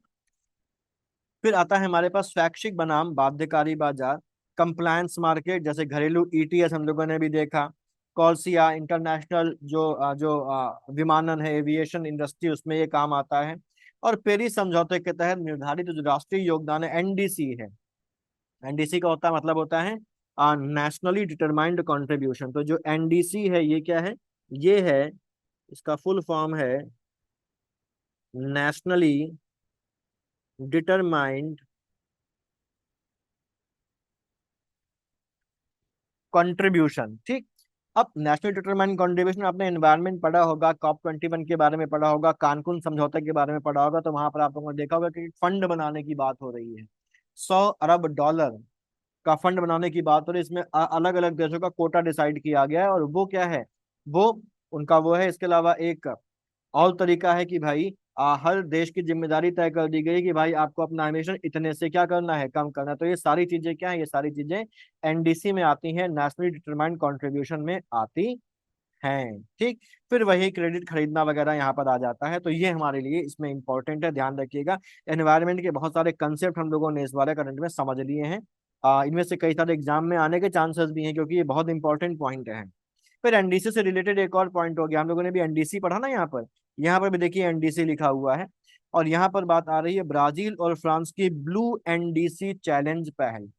इसको थोड़ा सा समझ लेते हैं कि ब्लू एनडीसी चैलेंज बेसिकली है क्या। एनडीसी का पूरा नाम हम लोगों ने भी देखा क्या है, नेशनली डिटरमाइंड कंट्रीब्यूशन, एनडीसी का पूरा पूरा नाम है। ठीक। इसको हम बोल सकते हैं कि देश के द्वारा जलवायु से संबंधित जो एक संकल्प लिया गया है, उसको क्या बोला जा रहा है, उसको उस देश का एनडीसी बोला जा रहा है। पेरिस समझौते की बात अभी हम लोगों ने यहाँ पर देखी थी। तो पेरिस जलवायु समझौता, जो पेरिस एग्रीमेंट हुआ था, उसमें ये कहा गया था कि लगभग हर देश जो है, उसने कमिटमेंट वहां पर किया है कि वो जलवायु परिवर्तन से लड़ने के लिए, क्लाइमेट चेंज का सामना करने के लिए, क्लाइमेट चेंज से लड़ने के लिए क्या क्या कदम उठाएगा। जैसे वो अपने प्रदूषण को कितना कम करेगा, लोगों को क्लाइमेट चेंज से होने वाले जो दुष्प्रभाव है उनसे कैसे बचाएगा। ये सारी बातें उसने वहां पर करी हैं। और इसी को बोल रहे हैं क्या, इसी को बोल रहे हैं उसका कमिटमेंट। जैसे अगर हम भारत का एग्जांपल लें, तो भारत के एनडीसी में ये वादा किया गया है कि वो सोलर एनर्जी जैसे जो सोर्सेज हैं उनको बढ़ाएगा, और अपनी इकोनॉमी में प्रदूषण की मात्रा को कम करने के काम करेगा, और करेगा, कम करेगा। ठीक। तो हम लोग देख तो रहे हैं ना कि भारत में solar energy, solar power plant को कितना बढ़ावा दिया जा रहा है। सरकार भी सोलर पावर प्लांट लगा रही है, और जो जनता है, जनता भी एनकरेज हो सोलर एनर्जी के इस्तेमाल के। इसीलिए सरकार के द्वारा पीएम सूर्य हर घर बिजली योजना शुरू करी गई। इसमें रूफ टॉप सोलर जो पैनल्स हैं वो लगाए जाएंगे, और सरकार के द्वारा इस पर सब्सिडी वगैरह भी दी जा रही है। ठीक है। तो ये हमारा बेसिकली भारत का एनडीसी है, जो काम भी कर रहा है। ब्लू का मतलब क्या है, ब्लू का मतलब होता है समुद्र। ठीक। समुद्र कैसा होता है, नीला होता है। तो जहां पर ब्लू आ गया, तो ब्लू का मतलब क्या हो गया, समुद्र हो गया, महासागर हो गए, कोस्टल एरियाज हो गए। अब यहाँ पर बेसिकली ब्लू एनडीसी चैलेंज, ये पूरा नाम यहाँ पर जब आता है तो ये है क्या, तो ब्लू एनडीसी चैलेंज एक ग्लोबल एक पहल है बेसिकली। जो ये चुनौती, जिसमें जिसमें ये चैलेंज दिया जाता है कि समुद्र से जुड़े जो सॉल्यूशंस हैं उनको अपना जो एक एनडीसी है उस एनडीसी में शामिल करें। यानी कि अब अभी तक बेसिकली क्या होता था कि जो मेजोरिटी ऑफ कंट्रीज होती थी वो एनडीसी की बात जब करती थी, जो अपना डिटरमाइंड जो चैलेंज जो कंट्रीब्यूशन उसके जब बात करती थी, तो केवल जमीन से संबंधित चीजों को कंसिडर किया जाता था, जैसे पेड़ लगाना, सोलर एनर्जी को बढ़ावा देना, इलेक्ट्रिकल व्हीकल्स को बढ़ावा देना। लेकिन हम जानते हैं कि पृथ्वी का 70% हिस्सा जो है वो समुद्र है, उसको इग्नोर किया जाता था, उसको भूल ही जाते थे। तो ये जो एनडीसी चैलेंज है वो इसी कमी को पूरा करने के लिए लाया गया है। ये देशों को प्रोत्साहित करता है, एनकरेज करता है, करेगा कि वो समुद्र को भी एक एरिया माने, और उसको भी यहाँ पर कंसीडर करें। ठीक। इसमें क्या किया जाएगा, जलवायु परिवर्तन से लड़ा जाएगा। जो जैसे हम देखते हैं मैनग्रोव, जिसको हम कच्छ वनस्पति भी बोलते हैं, ये बेसिकली क्या है, इनकी रक्षा करना। क्यों, क्योंकि ये कार्बन को बहुत तेजी से सोखते हैं। समुद्र में जो पवन ऊर्जा, यानी कि जो विंड एनर्जी से रिलेटेड प्रोजेक्ट को शुरू करना। ठीक। जो कोस्टल एरियाज हैं और जो बाकी एरियाज हैं उनको जलवायु परिवर्तन के दुष्प्रभावों से बचाने का काम। जैसे हम जानते हैं कि जलवायु परिवर्तन की वजह से तूफानों की जो फ्रिक्वेंसी है वो तूफानों की फ्रिक्वेंसी बढ़ गई है। तो तटीय इलाकों के जो कोस्टल एरियाज हैं उनको इन समुद्री तूफानों और बढ़ता हुआ जो उनका वाटर लेवल है समुद्र का, उससे बचाने के लिए मैनग्रोव और दूसरी चीजों को एक प्राकृतिक दीवार के रूप में इस्तेमाल करने की बात यहाँ पर करी जाती है। तो यहीं पर तीसरे संयुक्त महासागर सम्मेलन, ठीक, यूनाइटेड नेशंस ओशन चैलेंज 3 के दौरान ब्राजील और फ्रांस ने ब्लू एनडीसी चैलेंज नाम की एक नई ग्लोबल इनिशिएटिव को शुरू किया है। जो क्लाइमेट चेंज के खिलाफ जो लड़ाई चल रही है उसमें ओशन बेस्ड यानी कि महासागर आधारित सॉल्यूशंस को केंद्र में लाने की, सेंटर में लाने की बात करते हैं। ये जो सम्मेलन था कौन सा, तीसरा संयुक्त महासागर सम्मेलन, ये 9 से 13 जून के बीच में नीस फ्रांस में आयोजित किया गया था। कौन सा, ये जो सम्मेलन था ये कहाँ पर आयोजित किया था, नीस फ्रांस में इसको आयोजित किया गया था। अब ब्लू एनडीसी चैलेंज की बात हम लोगों ने समझ तो लिया है। यहाँ पर क्या कह रहा है कि ब्लू एनडीसी चैलेंज जो इनिशिएटिव है वो देशों से ये रिक्वेस्ट करता है कि वो अपने जो नेशनल जो क्लाइमेट जो कमिटमेंट है, जो नेशनल डिटरमाइंड कमिटमेंट्स हैं, उनमें ओशन बेस्ड क्लाइमेट सॉल्यूशंस को भी शामिल करें। इसका ऑब्जेक्टिव है आने वाला जो COP30 है UNFCCC का, जो बेलेम ब्राजील में होने वाला है नवंबर में इसी साल, उसमें अधिक से अधिक जो देश हैं वो इन उपायों को अपनाना शुरू करें। ठीक, ब्राजील और फ्रांस के साथ यहाँ पर कुछ और देश भी इस इनिशिएटिव में शामिल हुए हैं। तो इसमें ब्राजील है, फ्रांस है, इसके अलावा Australia, Fiji, Kenya, Mexico, Palau और सेशल्स देश भी यहाँ पर शामिल हैं। तो इसमें कौन कौन से देश शामिल हैं ये आपको ध्यान रखना है। ठीक, फिर हम लोग आगे चलते हैं, इसमें इतना ही ध्यान रखना है, आगे चलते हैं। अच्छा, ये वाला पॉइंट और चाहे तो आप देख सकते हैं कि इसमें बेसिकली क्या किया जाएगा। इसमें मराइन स्पेशल प्लानिंग यानी कि समुद्र से संबंधित स्पेशलाइज्ड योजनाएं और इंटीग्रेटेड कोस्टल मैनेजमेंट यानी कि एकीकृत तटीय प्रबंधन के माध्यम से जो मराइन इकोलॉजिकल सिस्टम है उसको कंजर्व किया जाएगा, उसको पुनर्स्थापित किया जाएगा। ऑफशोर तेल और गैस परियोजनाओं को चरणबद्ध तरीके से खत्म करने का काम किया जाएगा। ठीक, ऑफशोर, अभी ऑफशोर और ऑनशोर की बात कर लेते हैं। ठीक, एक होता है ऑफशोर प्रोजेक्ट और एक होता है ऑनशोर प्रोजेक्ट। ऑनशोर का मतलब होता है तट पर, अगर हिंदी मतलब इसका देखें, और ये क्या होता है, तट से दूर। अब तट पर का मतलब क्या होता है कि ये जो प्रोजेक्ट हैं ये कहाँ पर हो रहे हैं, जमीन पर हो रहे हैं। और ऑफशोर का मतलब तट से दूर हो रहे हैं यानी कि ये समुद्र में कहीं पर किए जा रहे हैं। ठीक, तो ऑफ शोर का मतलब समुद्र के अंदर और ऑन शोर का मतलब तट वगैरह पर, जमीन पर। क्लियर, अभी इसको और क्लियर करेंगे। अगला है हमारे पास रिवाइव अवर ओशन इनिशिएटिव।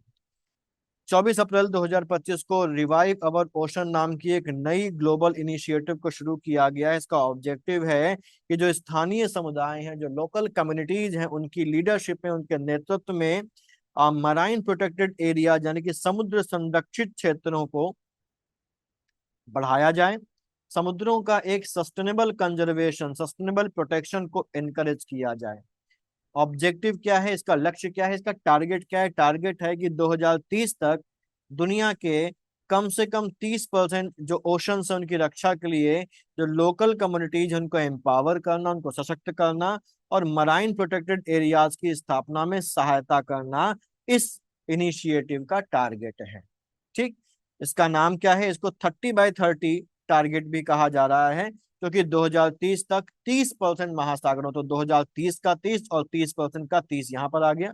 तो 30 by 30 लक्ष्य के अंतर्गत आता है जो बेसिकली कुनमिंग और मॉन्ट्रियल जो जैव विविधता ढांचा है। ठीक, कुनमिंग मॉन्ट्रियल ग्लोबल बायोडायवर्सिटी जो फ्रेमवर्क है उसका हिस्सा है।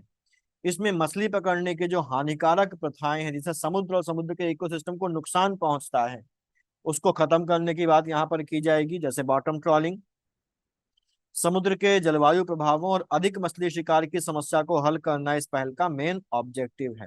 ठीक, ब्रिटेन, पुर्तगाल, ग्रीस, तुर्की, मैक्सिको, फिलीपींस और इंडोनेशिया में मराइन प्रोटेक्शन और लोकल जो पार्टिसिपेशन है उस पर स्पेशल ध्यान जो है वो दिया जा रहा है। माइक्रो फाइनेंस प्रोग्राम शुरू किए जाएंगे जिससे कि जो लोकल कम्युनिटीज है वो अपने प्रोटेक्टेड एरियाज का एस्टैब्लिशमेंट कर सकेंगे, उनका एक्सपेंशन कर सकेंगे, और इसके लिए उनको इन माइक्रो फाइनेंस प्रोग्राम्स के तहत लोन और ग्रांट वगैरह, ऋण व अनुदान वगैरह दिया जा सकेगा। ठीक, यहाँ पर कुनमिंग मॉन्ट्रियल जो ग्लोबल बायोडायवर्सिटी फ्रेमवर्क है वो उसका नाम यहाँ पर आया है, तो उसको भी यहाँ पर क्लियर कर दिया गया है कुनमिंग मॉन्ट्रियल ग्लोबल बायोडायवर्सिटी जो फ्रेमवर्क है, यानी कि वैश्विक जैव विविधता ढांचा KMGBF है, उसको दिसंबर 2022 में United nation convention on biological diversity यानी कि जैव विविधता सम्मेलन इसको हिंदी में बोला जाता है, उसकी COP15 बैठक में अपनाया गया था। हिंदी में इसको अगर हम लोग देखें तो हिंदी में इसको क्या बोला जाएगा? हिंदी में इसको CBD को बोला जाता है, जैव विविधता सम्मेलन। ठीक, जैव विविधता सम्मेलन बोला जाता है। और 30 by 30 टारगेट, 30 by 30 हम जान गए 2030 तक 30% वाला केस। विश्व की 30% भूमि अंतर्देशीय जल और महासागरों के संरक्षण प्रभावी प्रबंधन का लक्ष्य निर्धारित करता है। प्रोटेक्टेड प्लैनेट रिपोर्ट 2024 के अनुसार वर्तमान में विश्व के केवल 8% जो ओशंस हैं वही प्रोटेक्टेड एरियाज की कैटेगरी में आते हैं, और केवल 3% जो ओशन है वही पूरी तरीके से प्रोटेक्टेड है। प्रोटेक्टेड एरियाज में 8% आ रहे हैं, और जो पूरी तरीके से प्रोटेक्टेड ओशन है वो केवल कितने हैं? वो केवल 3% हैं। ये इंपॉर्टेंट पॉइंट है, इसको भी हमें ध्यान रखना है। वैसे तो इंपॉर्टेंट जितना भी अंडरलाइन कर रहे हैं वो पूरा आपको तैयार करना है, या हाईलाइट कर रहे हैं पूरा तैयार करना है, लेकिन ये जो अलग से बता रहा हूँ ये कुछ ज्यादा ही उसका इंपॉर्टेंट पॉइंट हो जाता है। अगला है ह्यूमन डेवलपमेंट रिपोर्ट HDR 2025। जो ह्यूमन डेवलपमेंट रिपोर्ट है यानी कि मानव विकास रिपोर्ट है, उस 2025 की जारी करी गई है। और यहाँ पर अगर देखें तो इसको जारी कौन करता है? जारी करता है UNDP यानी कि यूनाइटेड नेशंस डेवलपमेंट प्रोग्राम के द्वारा इसको जारी किया जाता है। फुल फॉर्म यहाँ पर लिख लेते हैं, यूनाइटेड नेशंस डेवलपमेंट प्रोग्राम के द्वारा इसको जारी किया जाता है। इसका शीर्षक हमको दे के रखा गया है, इसका जो टाइटल है वो क्या है? टाइटल है अ मैटर ऑफ चॉइस, कृत्रिम बुद्धिमत्ता के युग में लोग और संभावनाएं। ठीक, a matter of choice, peoples and prospects in the era of या in the age of artificial intelligence इसका टाइटल है। तो टाइटल हमें ध्यान रखना है।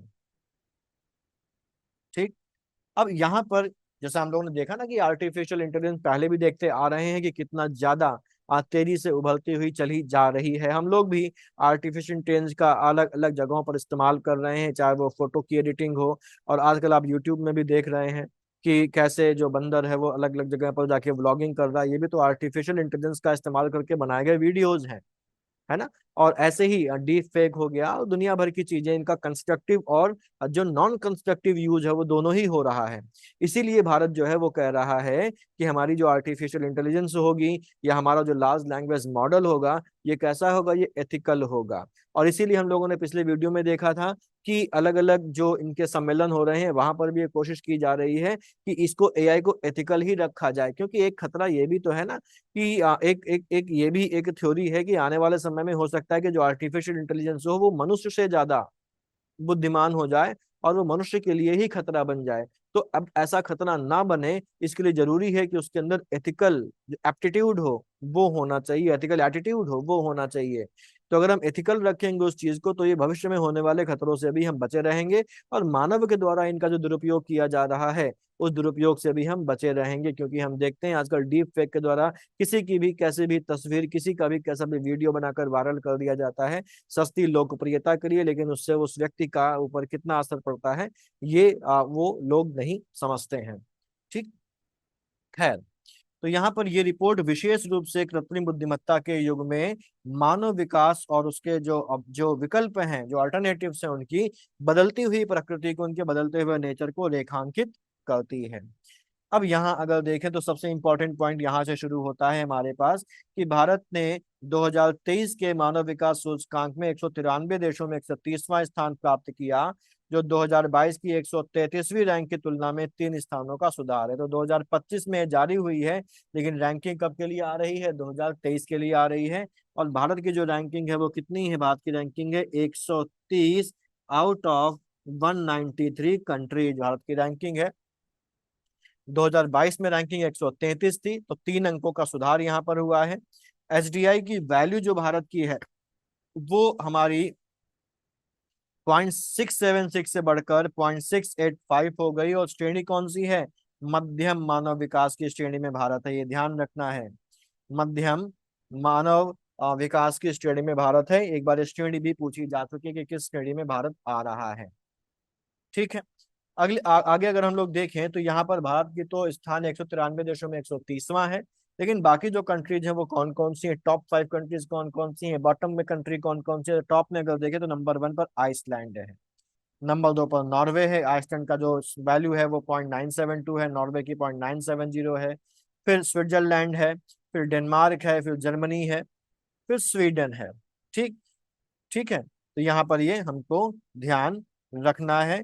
भारत का हम लोग ने देख ही लिया 130 है। भारत के पड़ोसी देशों में चीन 75वें स्थान पर है, श्रीलंका 78वें स्थान पर है, भूटान 127वें स्थान पर है, जबकि बांग्लादेश की रैंकिंग 130 है, भारत के बराबर ही है। यहाँ पर ध्यान रखिएगा पहले स्थान पर आइसलैंड है, नॉर्वे और स्विट्जरलैंड दोनों ही ज्वाइंटली जो है वो सेकंड पोजीशन पर है, डेनमार्क चौथी पोजीशन पर है, थर्ड पोजीशन पे नहीं किसी को रखा गया क्योंकि स्विट्जरलैंड सेकंड पोजीशन पर चला गया है। जर्मनी और स्वीडन ये दोनों ज्वाइंटली जो है वो फिफ्थ पोजीशन पर है, ऑस्ट्रेलिया सातवीं पोजीशन पर है, हांगकांग और नीदरलैंड दोनों ज्वाइंटली आठवीं पोजीशन पर है, और 10वीं पोजीशन पर जो है वो बेल्जियम है। ठीक। भारत के दूसरे पड़ोसी देशों में देखा तो नेपाल 145वें स्थान पर, म्यांमार 149वें, पाकिस्तान 168वें स्थान पर है। तो पड़ोसी देशों में चाइना, श्रीलंका और भूटान भारत से ऊपर है, जबकि नेपाल, म्यांमार, पाकिस्तान भारत से नीचे है, और बांग्लादेश भारत के साथ है। ठीक। अब यहाँ पर ये जो रिपोर्ट है उसको कुछ स्टैंडर्ड्स के बेस पर इवेलुएट किया जाता है। ये स्टैंडर्ड्स कौन कौन से हैं? स्वास्थ्य यानी कि जन्म के समय जो लाइफ एक्सपेक्टेंसी है, यानी कि life expectancy at birth. Education जिसमें औसत स्कूली शिक्षा और अपेक्षित स्कूली शिक्षा बच्चों की, और जीवन स्तर यानी कि per capita gross national income purchasing power parity के आधार पर यहाँ पर वैल्यूएट किया जाता है, और उसके बाद निकाला जाता है कि उसका जो रैंकिंग है ह्यूमन डेवलपमेंट के कंटेक्स में वो कितना है। तो यहाँ पर भारत के बारे में बताया जा रहा है कि भारत में जो लाइफ एक्सपेक्टेंसी है वो 2022 में 71.70 ईयर्स की थी, और 2023 में 72 साल की हो गई, सुधार हुआ है।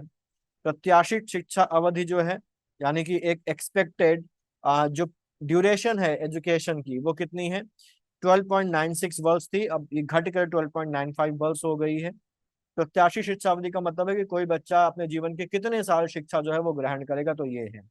औसत शिक्षा अवधि, अब यहाँ पे प्रत्याशी यानी कि एक्सपेक्टेड तो 12.95 ईयर्स है, लेकिन जरूरी नहीं है कि बच्चे पूरी पढ़ाई करें ही। कुछ लोग जल्दी छोड़ देते हैं, कुछ लोग लंबे समय तक पढ़ाई करते रहते हैं, कुछ लोग ग्रेजुएट करके बंद कर देते हैं, कुछ लोग पोस्ट ग्रेजुएट हो जाते हैं, कुछ लोग उसके आगे रिसर्च भी करते हैं, कुछ लोग 10वीं के बाद ही ड्रॉप कर देते हैं।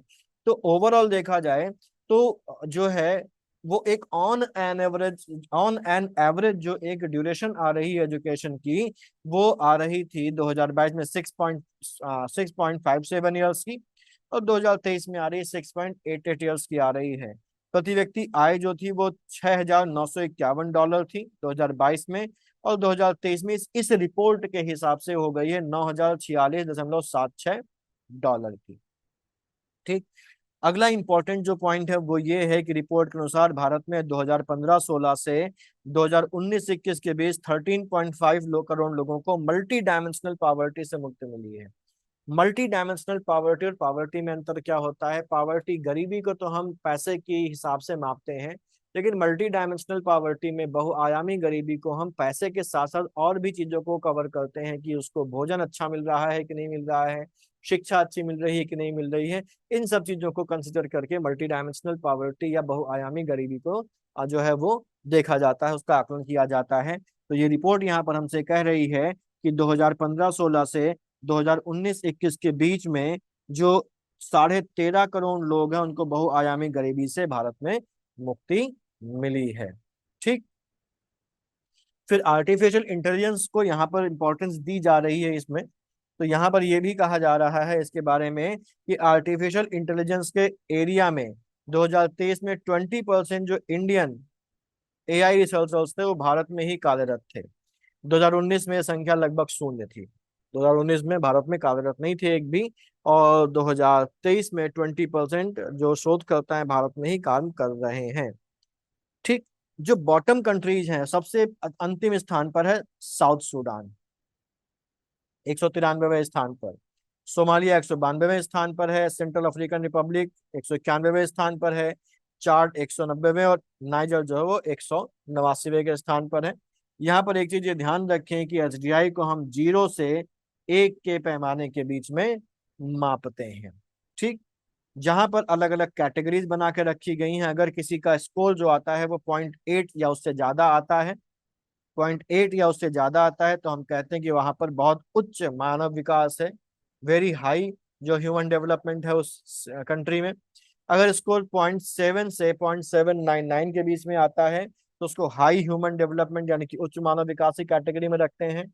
अगर 0.550 से 0.699 के बीच का स्कोर है तो उसको मीडियम ह्यूमन डेवलपमेंट यानी कि मध्यम मानव विकास में, और अगर 0.550 से नीचे है तो निम्न मानव विकास यानी कि लो ह्यूमन डेवलपमेंट की कैटेगरी में उस देश को रखा जाता है।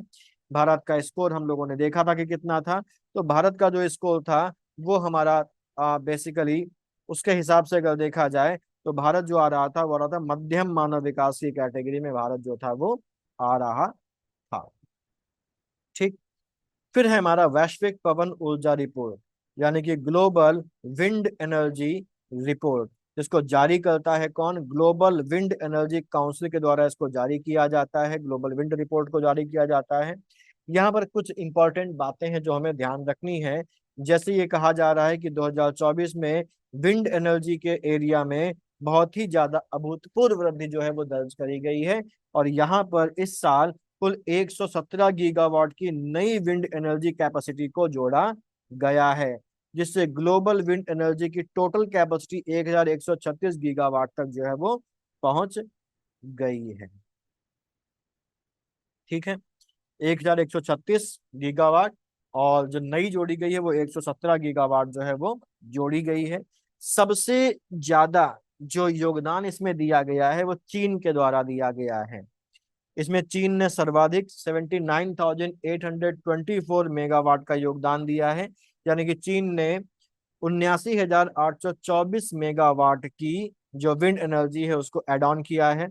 नंबर 2 पर अमेरिका आ रहा है 4,058 मेगावाट की विंड एनर्जी कैपेबिलिटी को एड ऑन करके। Germany 4,022 megawatt, Bharat 3,420 megawatt, Brazil 3,278 megawatt category में आ रहा है। तो यहाँ पर टॉप 5 हो जाते हैं, जिनमें नंबर 1 पर है हमारा चाइना, नंबर 2 पर है अमेरिका, नंबर 3 पर है जर्मनी, नंबर 4 पर है भारत, और नंबर 5 पर कौन है? ब्राजील है। तो ये सीक्वेंस हमको ध्यान रखना है। एशिया पैसिफिक जो रीजन है, एशिया पैसिफिक रीजन में 7%, और अफ्रीका और सेंट्रल एशिया में या मिडिल ईस्ट में, सेंट्रल एशिया ना बोले मिडिल ईस्ट बोले, मिडिल ईस्ट में 107% जो ग्लोबल जो जो इंक्रीज है वो दर्ज करी गई है, जबकि नॉर्थ अमेरिका, लैटिन अमेरिका और यूरोप में नई स्थापना में गिरावट आई है। ठीक। 2024 में ग्लोबल लेवल पर 56.34 gigawatt offshore wind energy capacity allot करी गई है, जिसमें यूरोप ने 23.2 गीगावाट, चीन ने 17.4 gigawatt, south Korea 3.3 gigawatt, Taiwan 2.7 gigawatt, Japan 1.4 gigawatt का योगदान इन्होंने दिया है। यहाँ पर हम लोगों ने कुछ देर पहले ऑफशोर ऑनशोर की बात की थी, तो यहाँ पर फिर से ऑफशोर ऑनशोर आ गया है। हम लोग एक बार इसको समझ लेते हैं फिर से, जिससे कि आपको थोड़ा सा और क्लियर हो जाए। जैसे मैंने बताया था कि ऑफशोर और ऑनशोर का मतलब क्या होता है, तो ऑनशोर का मतलब बेसिकली होता है कि जब हम विंड टरबाइन या विंड एनर्जी के कंटेक्स में समझते हैं, तो जब कोई विंड टरबाइन या पवन चक्की को जमीन पर जैसे खेत में, पहाड़ में, किसी मैदान में लगा दिया जाता है और उससे बिजली बनाई जाती है, तो इसको क्या बोला जाता है? ऑन शोर विंड एनर्जी कहा जाता है। यहाँ पर जो विंड टरबाइन है, पवन टरबाइन है, पवन चक्की है, वो जमीन पर है। ठीक, इससे इसका जो कंस्ट्रक्शन है वो आसान हो जाता है, इसका रखरखाव भी आसान हो जाता है। हालांकि जमीन में हवा की जो स्पीड है वो समुद्र के मुकाबले कम होती है, क्योंकि समुद्र में अवरोध नहीं है, तेजी से हवा चलती है। लेकिन जमीन में क्या है, जमीन में इसकी गति जो है वो थोड़ी समुद्र के मुकाबले कम होती है, जिसकी वजह से समुद्र के मुकाबले जमीन पर स्थापित ऑन शोर जो विंड टर्बाइन है उसमें जो एनर्जी है उसका जनरेशन कंपेरेटिवली कम होता है। ठीक। भारत में अगर देखें तो राजस्थान, तमिलनाडु, गुजरात, महाराष्ट्र में कई ऑनशोर विंड एनर्जी जो फार्म है वो लगे हुए हैं। ऑफशोर विंड एनर्जी क्या होती है? ऑफशोर विंड एनर्जी का मतलब होता है जो तट से दूर है, यानी कि समुद्र में है, समुद्र के बीच में है। वहां पर अगर हम कोई पंचक्की लगा दें, पवन एनर्जी, पवन टरबाइन लगा दें, विंड टरबाइन लगा दें, तो क्योंकि वो तट से दूर समुद्र के बीच में है, तो इसको बोला जाएगा ऑफ शोर विंड टरबाइन बोला जाएगा। ठीक। यानी कि जब किसी भी विंड टरबाइन को समुद्र के अंदर पानी में कोस्ट से दूर लगाया जाता है और वहां समुद्र में चलने वाली तेज हवा से बिजली बनाई जाती है, तो इसे ऑफ शोर विंड एनर्जी कहा जाता है। यहाँ पर हमने देखा कि समुद्र में लगाए जाते हैं विंड टरबाइन। समुद्र में हवा की गति जो होती है वो तेज होती है और लगातार बहती रहती है, इससे बिजली ज्यादा बनती है। लेकिन समुद्र में लगाने से उसका जो कंस्ट्रक्शन है, जमीन पर उसको बनाना और समुद्र में उसका निर्माण करना, दोनों में अंतर हो जाता है, रख रखाव भी मुश्किल हो जाएगा। तो ये अंतर यहाँ पर देखने को मिलता है। और इसका जो असर है वो समुद्री जीवन पर भी पड़ता है, समुद्री इकोलॉजी पर भी पड़ता है, और वहाँ का जो एनवायरमेंट है उसके ऊपर भी इसका असर जो है वो पड़ता है। भारत की पहली जो ऑफशोर विंड परियोजना है, ये भी ध्यान रखिए, भारत की जो पहली है,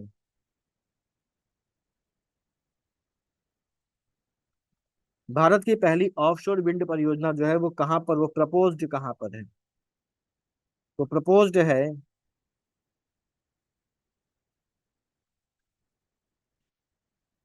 खंबात की खाड़ी में।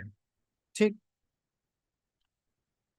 अब यहाँ पर GWEC का ये अनुमान है कि 2030 तक 981 गीगावाट नई विंड एनर्जी कैपेसिटी को जोड़ा जा सकता है। और इस दशक के अंत में जो जो क्लाइमेट जो टारगेट रखे गए हैं उनको पाने के लिए जरूरी है कि 320 गीगावाट की एनर्जी स्टैब्लिश कर ली जाए। ठीक।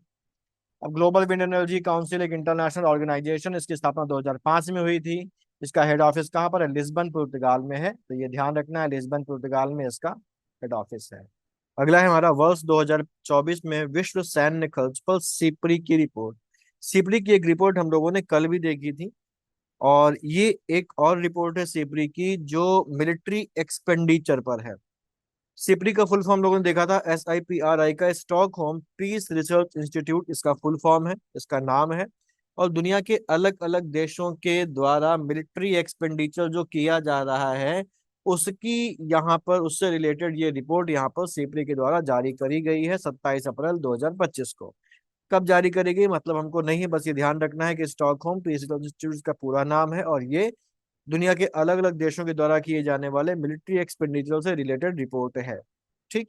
रिपोर्ट का जो टाइटल है ये ध्यान रखना है, टाइटल क्या है? टाइटल है trends in world military expenditure 2024। और इस रिपोर्ट में ये कहा गया है कि भारत विश्व का पांचवा सबसे ज्यादा मिलिट्री एक्सपेंडिचर वाला देश है। ठीक। दुनिया में सबसे ज्यादा मिलिट्री एक्सपेंडिचर वाला देश कौन है? पांचवें नंबर पर भारत है। 2024 में भारत का जो मिलिट्री एक्सपेंडिचर है उसमें 1.6% की वृद्धि 2023 की तुलना में हुई है। और अगर एब्सोल्यूट फिगर्स में देखा जाए तो एब्सोल्यूट फिगर्स में ये जो वैल्यू आती है वो 86.1 अरब डॉलर आती है। 86.1 अरब डॉलर रुपए, डॉलर जो है वो अमाउंट जो है वो किया गया है खर्च भारत के द्वारा 2024 में मिलिट्री एक्सपेंडिचर के लिए। ये भारत के GDP का 2.3% है और दुनिया के कुल मिलिट्री एक्सपेंडिचर का 3.2% है। यानी कि दुनिया के सभी देश मिलकर जो टोटल मिलिट्री एक्सपेंडिचर करते हैं उसका 3.2% अकेले कौन करता है? भारत करता है। ये पूरा पैराग्राफ बहुत ज्यादा इंपॉर्टेंट है। फिर पाकिस्तान के कंपैरिजन में कुछ बातें यहाँ पर देकर रखी गई हैं। और यहाँ पर कहा जा रहा है 2024 में भारत का सैन्य खर्च, पाकिस्तान के सैन्य खर्च, पाकिस्तान का कितना? 10.8 अरब डॉलर है, और हमारा है 86 अरब डॉलर, 8 गुने से ज्यादा है, लगभग 9 गुना है। ठीक। पाकिस्तान का सैन्य खर्च उसके GDP का 2.7% था और दुनिया के कुल सैन्य खर्च का 0.4% था, और पाकिस्तान का विश्व में 29th पोजीशन है। सैन्य खर्च के मामले में चीन का जो है वो विश्व में दूसरा स्थान है। पहला स्थान किसका है? हम सभी जानते होंगे कि पहले स्थान पर अमेरिका ही होगा। ठीक है। चीन का जो खर्च है वो 314 अरब डॉलर है, उसके GDP का 1.7% है, दुनिया के कुल सैन्य व्यय का 12% ये उसका है। ठीक। फिर आगे चलते हैं, इंपॉर्टेंट चीजें केवल यहाँ पर ध्यान रखनी है। अगली पॉइंट हमारे पास है कि पूरी दुनिया का जो टोटल मिलिट्री एक्सपेंडिचर है, यानी कि दुनिया के सभी देशों के द्वारा किया जाने वाला जो मिलिट्री एक्सपेंडिचर उसको जोड़ दिया जाए तो टोटल अमाउंट जो आता है वो 2,718 अरब डॉलर आता है। जो 2023 की तुलना में 9.4% ज्यादा है। अब दुनिया में मिलिट्री एक्सपेंडिचर बढ़ रहा है। बढ़ इसलिए रहा है क्योंकि दुनिया में बहुत सारे ऐसे देश हैं जो अंडर कन्फ्लिक्ट हैं। ये कन्फ्लिक्ट हमारे पास वार के रूप में चल रहा है। ये कन्फ्लिक्ट हमारे देश के अंदर की इंटरनल डिस्टरबेंसेस की वजह से चल रहा है, कोल्ड वार की वजह से चल रहा। कोल्ड वार नहीं, जो जो जो एक गृह युद्ध है उसकी वजह से चल रहा है। जैसे हमें अफ्रीका के बहुत सारी देश ऐसे हैं जहां पर अंदर ये क्लैशेस चल रहे हैं। हम देख रहे हैं वॉर की बात अगर देखें तो इजराइल अपना लगा हुआ है गाजा पट्टी के साथ, फिलिस्तीन के साथ, ईरान के साथ। ठीक है, अगल बगल के देशों के साथ वो चल रहा है। ठीक। ऐसे अगर हम लोग देखें तो रशिया और यूक्रेन का चल रहा है। ठीक। अजरबैजान आर्मेनिया अपना अलग जो टसल है वो बढ़ाए पड़े हैं। भारत और पाकिस्तान का अपना अलग चल रहा है। साउथ कोरिया नॉर्थ कोरिया का अपना अलग चल रहा है। रशिया भी अपना जो पोजीशन है वो मेंटेन करने के लिए अपनी जो आर्म एक्सपेंडिचर है वो बढ़ा रहा है, और अमेरिका तो अपनी पावर को मेंटेन रखना चाहता ही चाहता है। तो इस वजह से दुनिया में ओवरऑल जो देखा जाए तो जो मिलिट्री एक्सपेंडिचर है वो बढ़ा है। कितना बढ़ा है? 2023 की तुलना में 9.4% की यहाँ पर बढ़ोतरी हुई है मिलिट्री एक्सपेंडिचर में दुनिया के, जो बढ़कर हो गया है 2,718 अरब डॉलर। ठीक।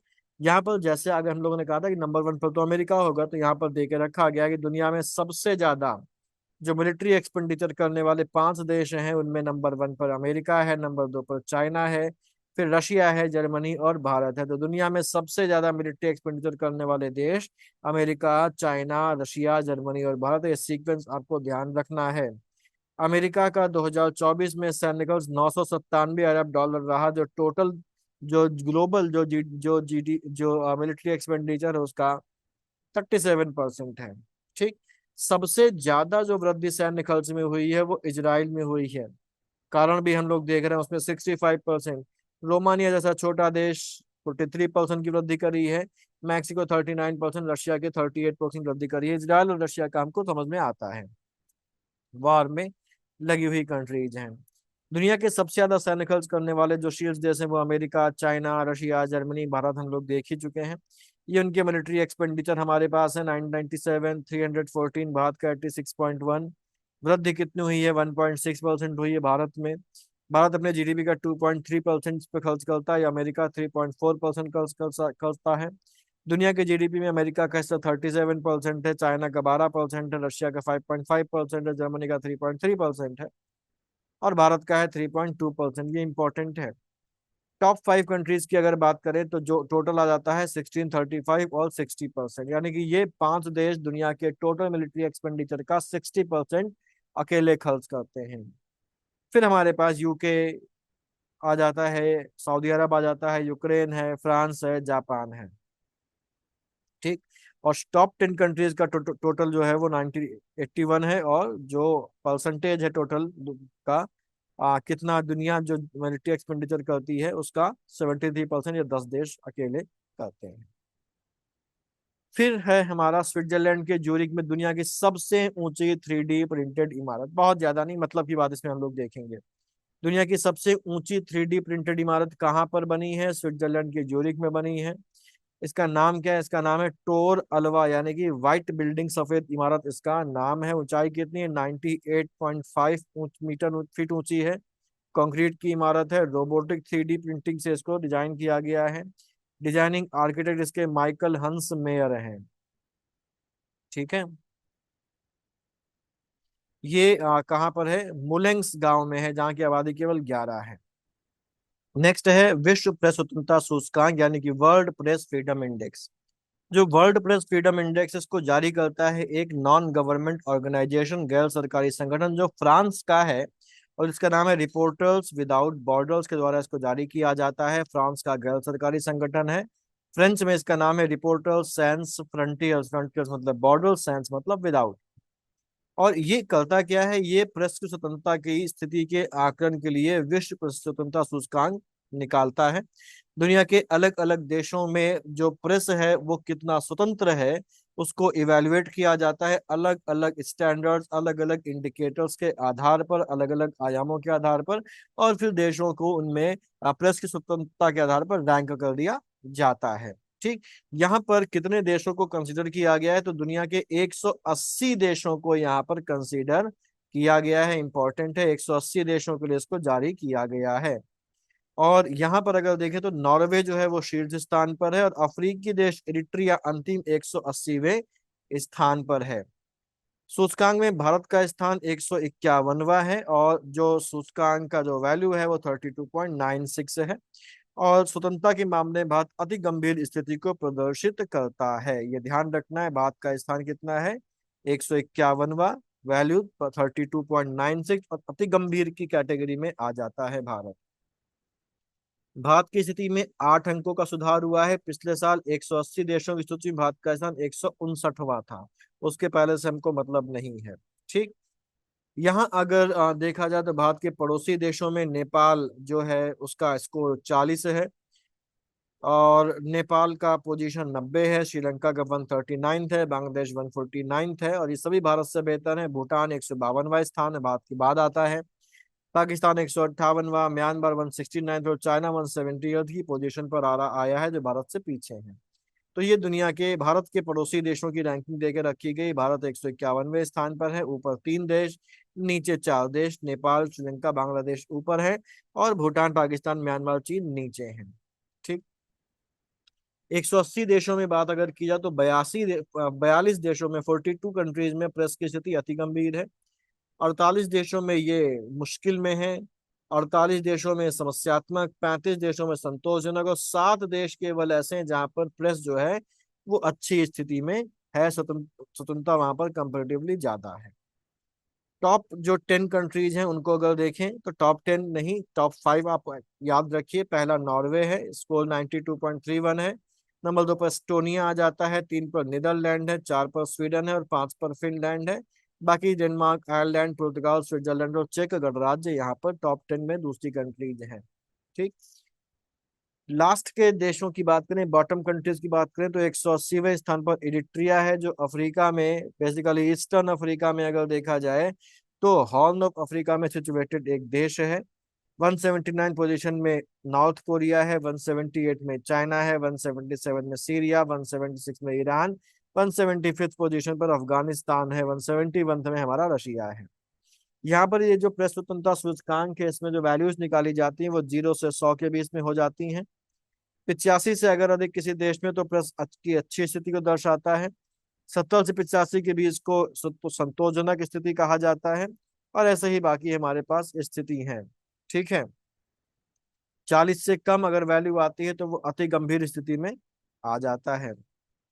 फिर है जलवायु परिवर्तन सूचकांक, यानी कि क्लाइमेट चेंज परफॉर्मेंस इंडेक्स। ठीक। यहाँ पर इसको जारी किया गया है, जलवायु परिवर्तन प्रदर्शन सूचकांक, क्लाइमेट चेंज परफॉर्मेंस इंडेक्स को जारी किया है। 64 देशों और यूरोपीय संघ के जलवायु संरक्षण प्रदर्शन को, क्लाइमेट कंजर्वेशन के परफॉर्मेंस को यहाँ पर रैंक किया गया है। 64 कंट्रीज, ये जो 64 कंट्रीज जो यूरोपियन यूनियन के देश हैं, ये global green house gas emission के 90% से ज्यादा के लिए रिस्पॉन्सिबल हैं। यानी कि पूरी दुनिया में जो ग्रीन हाउस गैस का एमिशन होता है, उत्सर्जन होता है, उसका 90% इन्हीं 64 देशों, यूरोपीय संघ के देशों के द्वारा किया जाता है। सीसीपीआई को 4 मुख्य मापदंडों यानी कि स्टैंडर्ड्स के बेसिस पर इवेल्युएट किया जाता है। इसमें ग्रीन हाउस गैस का एमिशन कितना है उस पर्टिकुलर देश में, रिन्यूएबल एनर्जी का स्टेटस कितना है, एनर्जी यूज कैसा है, और वहां की जो क्लाइमेट पॉलिसी है वो पॉलिसी कैसी है, उसके आधार पर इवेल्युएट किया जाता है। 2025 में कोई भी देश सभी श्रेणियों में अच्छा प्रदर्शन नहीं कर पाया। भारत इस सूचकांक में 10वें स्थान पर है, जो 2024 की तुलना में 2 स्थान नीचे है। 2024 में 8वें स्थान पर भारत था, और अब ये 10वें स्थान पर पहुंच गया है। ठीक। यहाँ पर भारत का सबसे अच्छा प्रदर्शन जो है वो पर कैपिटा कम GHG यानी ग्रीन हाउस गैस एमिशन और ऊर्जा उपयोग क्षमता में है। जबकि रिन्यूएबल एनर्जी के जो प्रयास हैं उस उनमें प्रयास करने के बावजूद भी भारत को रेटिंग कम मिली है। और जो भारत की क्लाइमेट पॉलिसी है उसमें मीडियम जो रेटिंग है भारत को दी गई है। ठीक। डेनमार्क चौथे स्थान पर है। ठीक है। यहाँ अगर देखें तो सबसे अच्छा प्रदर्शन करने वाला जो देश है, तो पहले 3 स्थान जो है वो खाली हैं। टॉप पोजीशन जो है वो 4th पोजीशन है, जिसमें डेनमार्क को रखा गया है। 5वीं पोजीशन पर नीदरलैंड है, 6ठे पर यूके है, 7वें पर फिलीपींस, 8वें पर मोरक्को, 9वें पर नॉर्वे, और 10वीं पोजीशन पर भारत है 67.99 के CCPI इंडेक्स के साथ। बॉटम कंट्रीज की अगर बात करें तो 67 पोजीशन पर ईरान है, 66 पर सऊदी अरेबिया है, 65 पर यूएई है, 64 पर रशिया, 63 पर साउथ कोरिया है। फिर कनाडा, कजाकिस्तान, चीनी ताइपे, इसको ताइवान बोला जाता है, अर्जेंटीना और जापान हमारे आ जाते हैं। दुनिया में चीन जो है वो ग्रीन हाउस गैस का सबसे बड़ा एमिटर है, सूचकांक में 44.15 के स्कोर के साथ वो 55वें स्थान पर है। दुनिया का सबसे बड़ा जो ग्रीन हाउस गैस एमिटर है वो चाइना है। अमेरिका ग्रीन हाउस गैसों का दुनिया में दूसरा सबसे बड़ा उत्सर्जक है और 57वें स्थान पर है।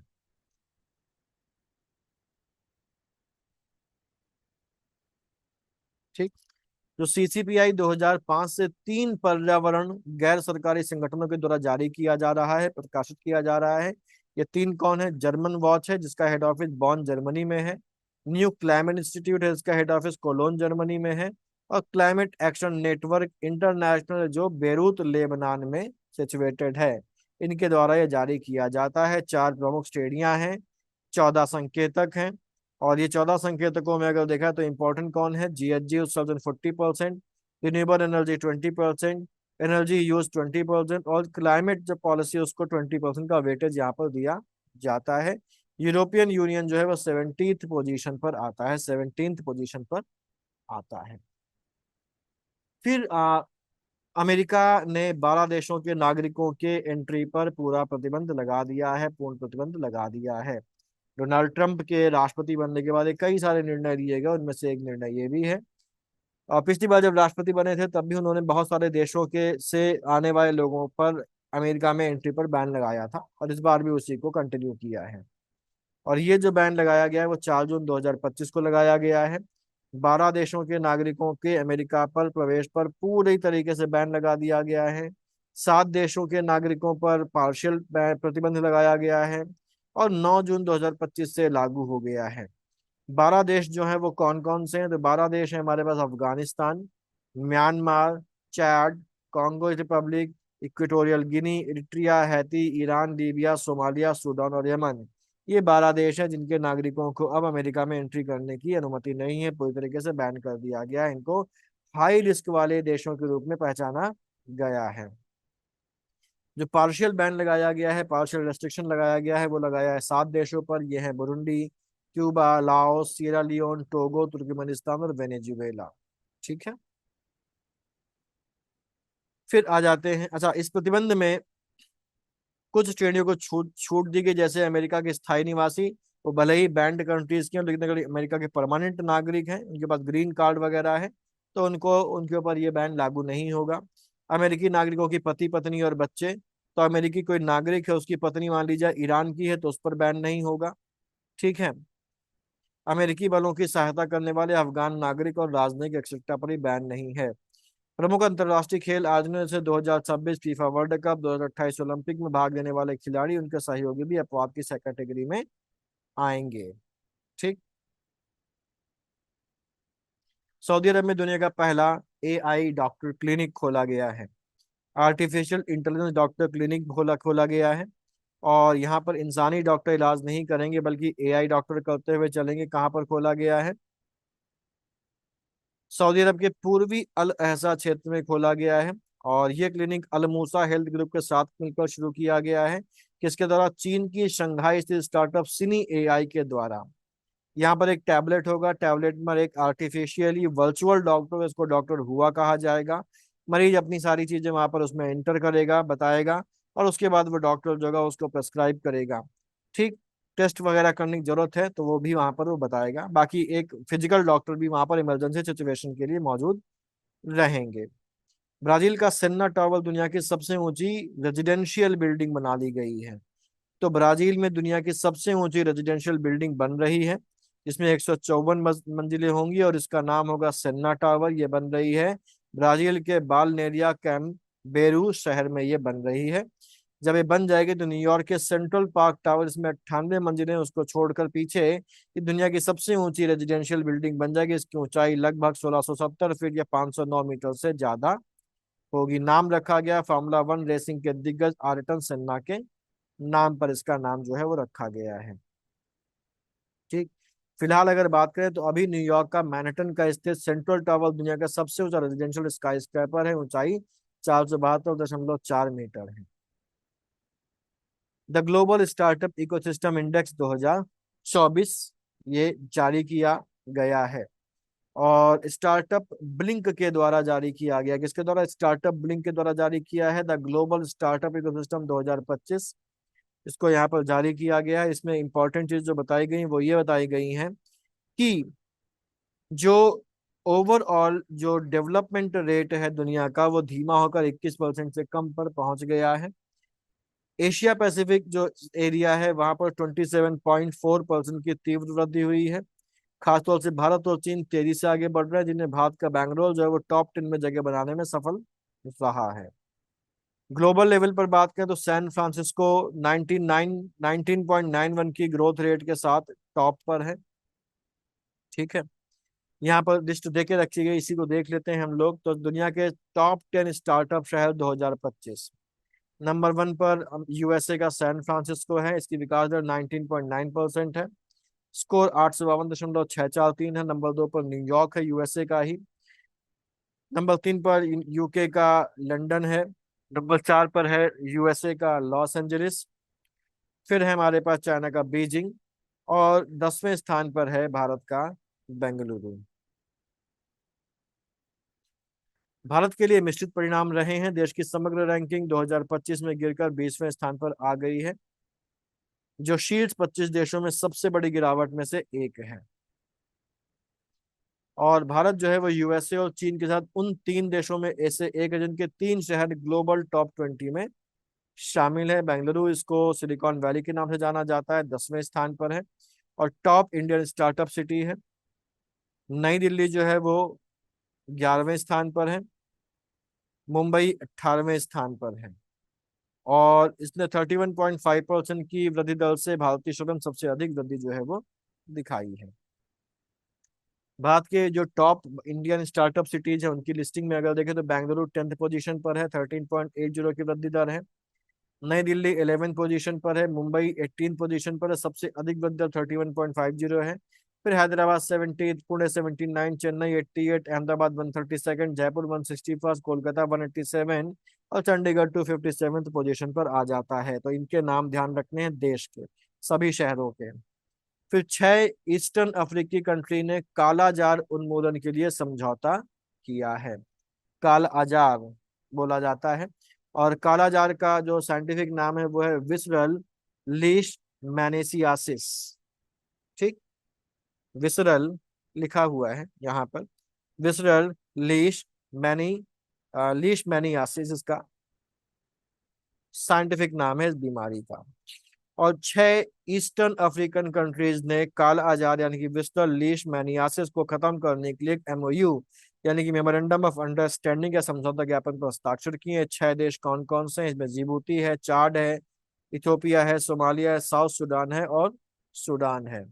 ठीक, Chad, Djibouti, Ethiopia, Somalia, South Sudan और सूडान, इन 6 देशों ने यहाँ पर किया है। 78वीं विश्व स्वास्थ्य सभा के अवसर पर 2025 में जिनीवा में आयोजित एक कार्यक्रम दोनों हस्ताक्षर किए गए। ये समझौता जो है ये नेग्लेक्टेड ट्रॉपिकल डिजीज को समाप्त करने का एक हिस्सा है। पूर्वी अफ्रीका में पूरी दुनिया के जो कालाजार मामले आते हैं उसके 70% केवल यहाँ पर पूर्वी अफ्रीका में ही आए जाते हैं, पाए जाते हैं। ये जो बीमारी है लीशमैनिया परजीवी के कारण होती है और ये परजीवी सैंड फ्लाई के काटने से फैलता है। 15 साल से कम उम्र के बच्चे इससे ज्यादा प्रभावित होते हैं। फिर संयुक्त राष्ट्र सुरक्षा परिषद के 5 नवनिर्वाचित अस्थायी सदस्य।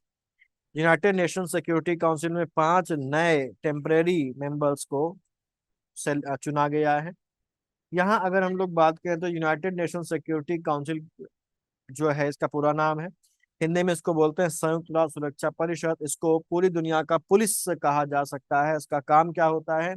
इसका काम होता है दुनिया में शांति और सुरक्षा बनाए रखना, दुनिया में युद्ध और संघर्ष को रोकना, जरूरत होने पर शांति सेनाओं को भेजना, प्रतिबंध लगाना और सैन्य कार्यवाही वगैरह की, मिलिट्री एक्शन वगैरह की परमिशन देना इसका काम होता है। इसमें कुल 15 मेंबर कंट्रीज होती हैं जिन 15 मेंबर कंट्रीज में 5 हमारे पास होते हैं परमानेंट मेंबर्स और 10 हमारे पास होते हैं टेम्परेरी मेंबर्स।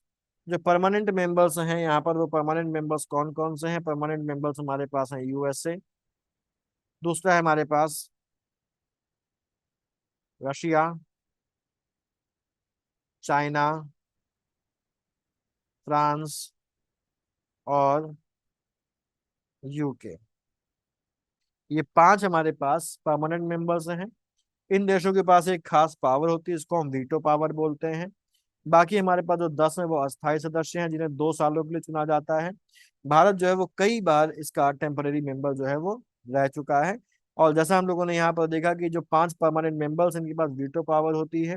वीटो पावर का मतलब एक ऐसी पावर है कि अगर किसी भी रेजोल्यूशन पर, किसी भी प्रस्ताव पर वोटिंग हो रही है और इन 5 में से किसी भी एक देश ने यहाँ पर ना में वोट दे दिया, नेगेटिव में वोट दे दिया, तो वो प्रस्ताव जो है, वो जो रेजोल्यूशन है, वो पास नहीं हो सकता है, भले ही बाकी 14 सदस्य हाँ में वोट क्यों ना कर दें।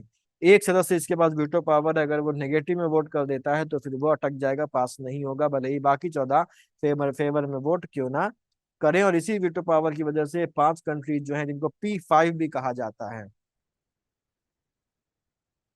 P5 भी कहा जाता है, ये बहुत ही ज्यादा शक्तिशाली माने जाते हैं। ठीक। अब यहाँ पर अगर देखें तो 15 सदस्य देखे हम लोगों ने, अस्थायी सदस्य भी हम लोगों ने बात कर ली है। और यहाँ अगर देखें तो भारत का जो रोल है उसकी अगर बात करी जाए तो दुनिया का भारत, हम जानते हैं कि बहुत बड़ा देश है। एरिया वाइज भी, पॉपुलेशन वाइज भी और इकोनॉमी वाइज भी बहुत ज़्यादा तेजी से डेवलप हो रहा है। और भारत में लंबे समय से ये डिमांड करी जा रही है कि उसको यूनाइटेड नेशन सिक्योरिटी काउंसिल में एक परमानेंट सीट दे दी जाए, उसको स्थायी सदस्य बना लिया जाए। क्योंकि भारत का ये मानना है कि दुनिया जो है वो बहुत बदल रही है और अब यूनाइटेड नेशन सिक्योरिटी काउंसिल में भारत जैसे जो डेवलपिंग कंट्रीज हैं, जो बाकी दूसरी डेवलपिंग कंट्रीज और ग्लोबल साउथ को एक रिप्रेजेंट बेसिकली कर रहे हैं, उनको एक परमानेंट पोजीशन मिलनी चाहिए, जिससे दुनिया के जो फैसले हैं, दुनिया के लिए जो डिसीजन यहाँ पर लिए जा रहे हैं, वो ज्यादा बैलेंस्ड तरीके से लिए जा सकें।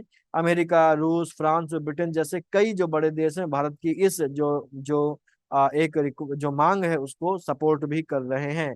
सबसे बड़ी अड़चन जो है वो चीन है। और चीन जो है वो बार बार वीटो पावर का इस्तेमाल करके भारत को यहाँ पर शामिल नहीं होने दे रहा। और जैसा हम लोगों ने देखा कि वीटो पावर अगर कोई भी एक देश इस्तेमाल कर लेगा तो बाकी 14 अगर किसी चीज के फेवर में भी हैं तो भी वो पास नहीं हो पाएगा। ठीक। तो टेम्पररी मेंबर तो भारत कई बार रहा है। और अब टेम्पररी मेंबर्स में 5 नए टेम्पररी मेंबर्स को यहाँ पर चुना गया है। तो ये 5 नए टेम्पररी मेंबर्स हमारे कौन कौन से हैं? तो 5 नए टेम्पररी मेंबर्स हैं Bahrain, Colombia, Congo, Democratic Republic of Congo, Latvia और लाइबेरिया। ये हमारे पास 5 जो हैं ये नए टेम्परेरी मेंबर्स हैं। इनको 2 साल के लिए चुना गया है। इनका जो टेन्योर होगा वो जनवरी 2026 से दिसंबर 2027 तक रहेगा। जनवरी 2026 से दिसंबर 2025 27 तक रहेगा। ठीक। हालांकि अभी बात की जाए तो 5 नए आ रहे हैं, इसका मतलब 5 पुराने जो होंगे वो जा भी रहे होंगे। तो कौन कौन से जा रहे हैं? तो 1 दिसंबर 2025 को 5 देशों का जो कार्यकाल है वो खत्म हो रहा है। ये 5 देश इनका कार्यकाल खत्म हो रहा है, वो कौन कौन से हैं? ये हैं हमारे Algeria, Guyana, Korea Republic, Sierra Leone और स्लोवेनिया का स्थान ये लेंगे, जिनका कार्यकाल 1 दिसंबर 2025 से खत्म हो रहा है। लातविया पहली बार सिक्योरिटी काउंसिल का मेंबर बना है। और यहाँ अगर देखें तो बस इसमें इतना ही करना है और नहीं करना। तो साउथ कोरिया के नए राष्ट्रपति बनाए गए ली जे म्यूंग। और ये डेमोक्रेटिक पार्टी के लिबरल लीडर हैं ली जे म्यूंग, इनको नया राष्ट्रपति साउथ कोरिया का चुना गया है। इन्होंने बेसिकली किम मून यू को कड़ी टक्कर देते हुए ये जो पद है वो हासिल किया है। ये ग्योंगी प्रांत के गवर्नर और सियोंग नाम शहर के मेयर भी रह चुके हैं। ठीक।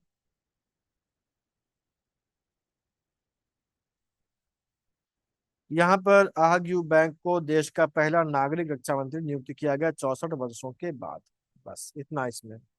फिर है एसीआई एशिया पैसिफिक और middle east air connectivity ranking 2024। तो चाइना स्थित airport airport council international Asia Pacific and middle east द्वारा जारी करी गई है ये रिपोर्ट। और 2024 एयर कनेक्टिविटी रैंकिंग के अनुसार दिल्ली के इंदिरा गांधी इंटरनेशनल एयरपोर्ट ने एशिया प्रशांत के और सेंट्रल ईस्ट मिडिल ईस्ट के 10 हब हवाई अड्डों में स्थान जो है वो प्राप्त किया है। दिल्ली इंटरनेशनल एयरपोर्ट द्वारा संचालित किया जाता है और इंदिरा गांधी इंटरनेशनल एयरपोर्ट इस स्पेशल लिस्ट में, विशेष सूची में जगह बनाने वाला इकलौता भारतीय हवाई अड्डा है। यहाँ पर एक नई चीज भी पेश की गई, इसको हब कनेक्टिविटी इंडेक्स कहा जाता है। और इस हब कनेक्टिविटी इंडेक्स में दुबई इंटरनेशनल एयरपोर्ट ने टॉप पोजीशन हासिल करी है। दिल्ली का आईजीआई ए जो है उसने टॉप 10 में 10th पोजीशन प्राप्त करी है।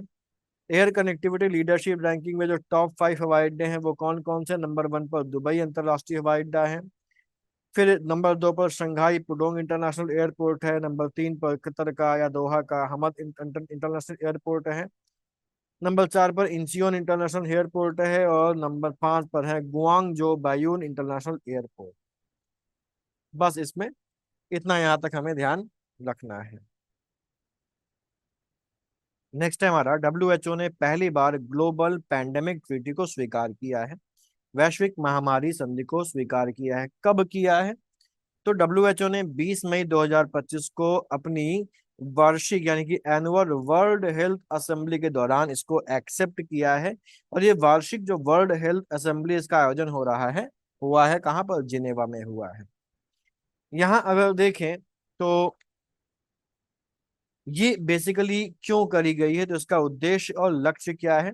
सभी देशों को जांच, टीके और उपचार तक समान पहुंच सुनिश्चित करना।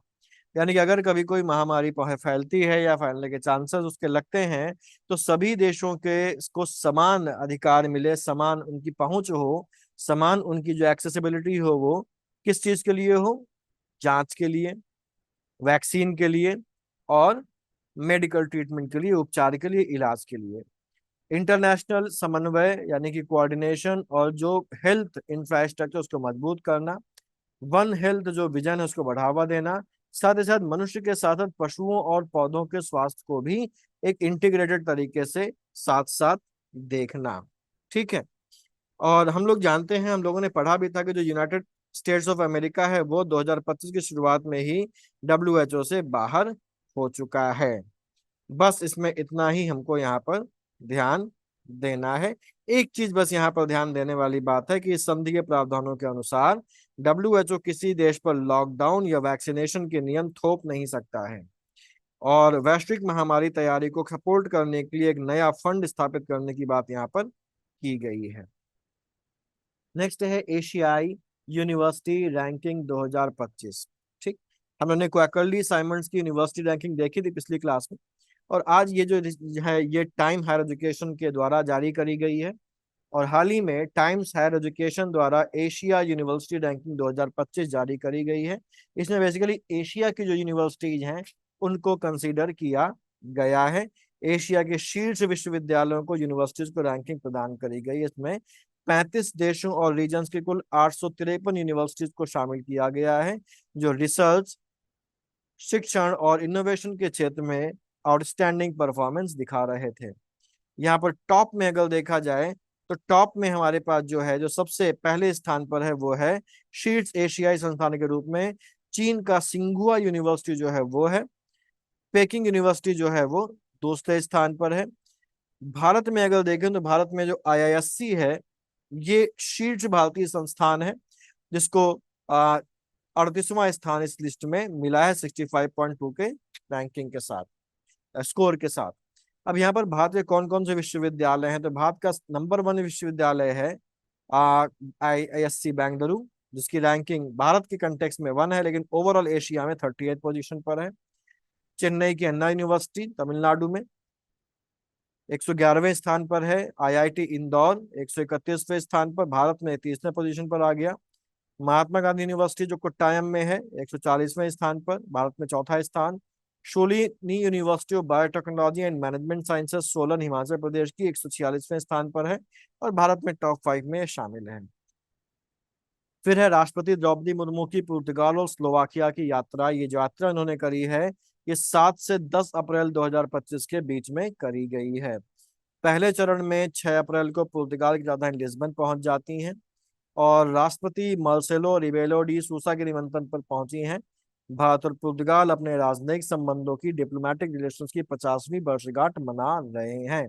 यहाँ पर लिस्बन में गार्ड ऑफ ऑनर को प्लाका डी एम्पोरियम में दिया गया। बाद में पुर्तगाल के राष्ट्रीय कवि लुइस वाज डी कामोस की समाधि पर गई, और जेरोनिमोस जो मोनेस्ट्री है वहां का दौरा भी उनके द्वारा किया गया। ठीक। एक चीज और यहाँ पर ध्यान रखिएगा कि 50वीं वर्षगांठ मनाते हुए, क्योंकि दोनों देशों की डिप्लोमेटिक रिलेशंस के 50 साल पूरे हो रहे हैं, तो 50वीं वर्षगांठ मनाते हुए यहाँ पर एक विशेष मेमोरियल जो टिकट है उसका सेट दोनों देशों के द्वारा संयुक्त रूप से जारी किया गया है। और यहाँ पर दोनों देशों की महिलाओं को अपनी पारंपरिक वेशभूषा ट्रेडिशनल अटायर में दिखाया गया है। ठीक। फिर आगे चलते हैं और यहाँ पर हम लोग ये देखते हैं कि भारत और पुर्तगाल का जो बायलैटरल ट्रेड है वो 1.5 अरब डॉलर का है। अगला पॉइंट यहाँ पर ध्यान रखना है कि उसके बाद चंपाली मॉट फाउंडेशन का दौरा भी उन्होंने किया है, और उसके बाद वो स्लोवाकिया की यात्रा पर पहुंच जाती हैं 9 अप्रैल 2025 को। स्लोवाक की राजधानी है ब्रातिस्लावा।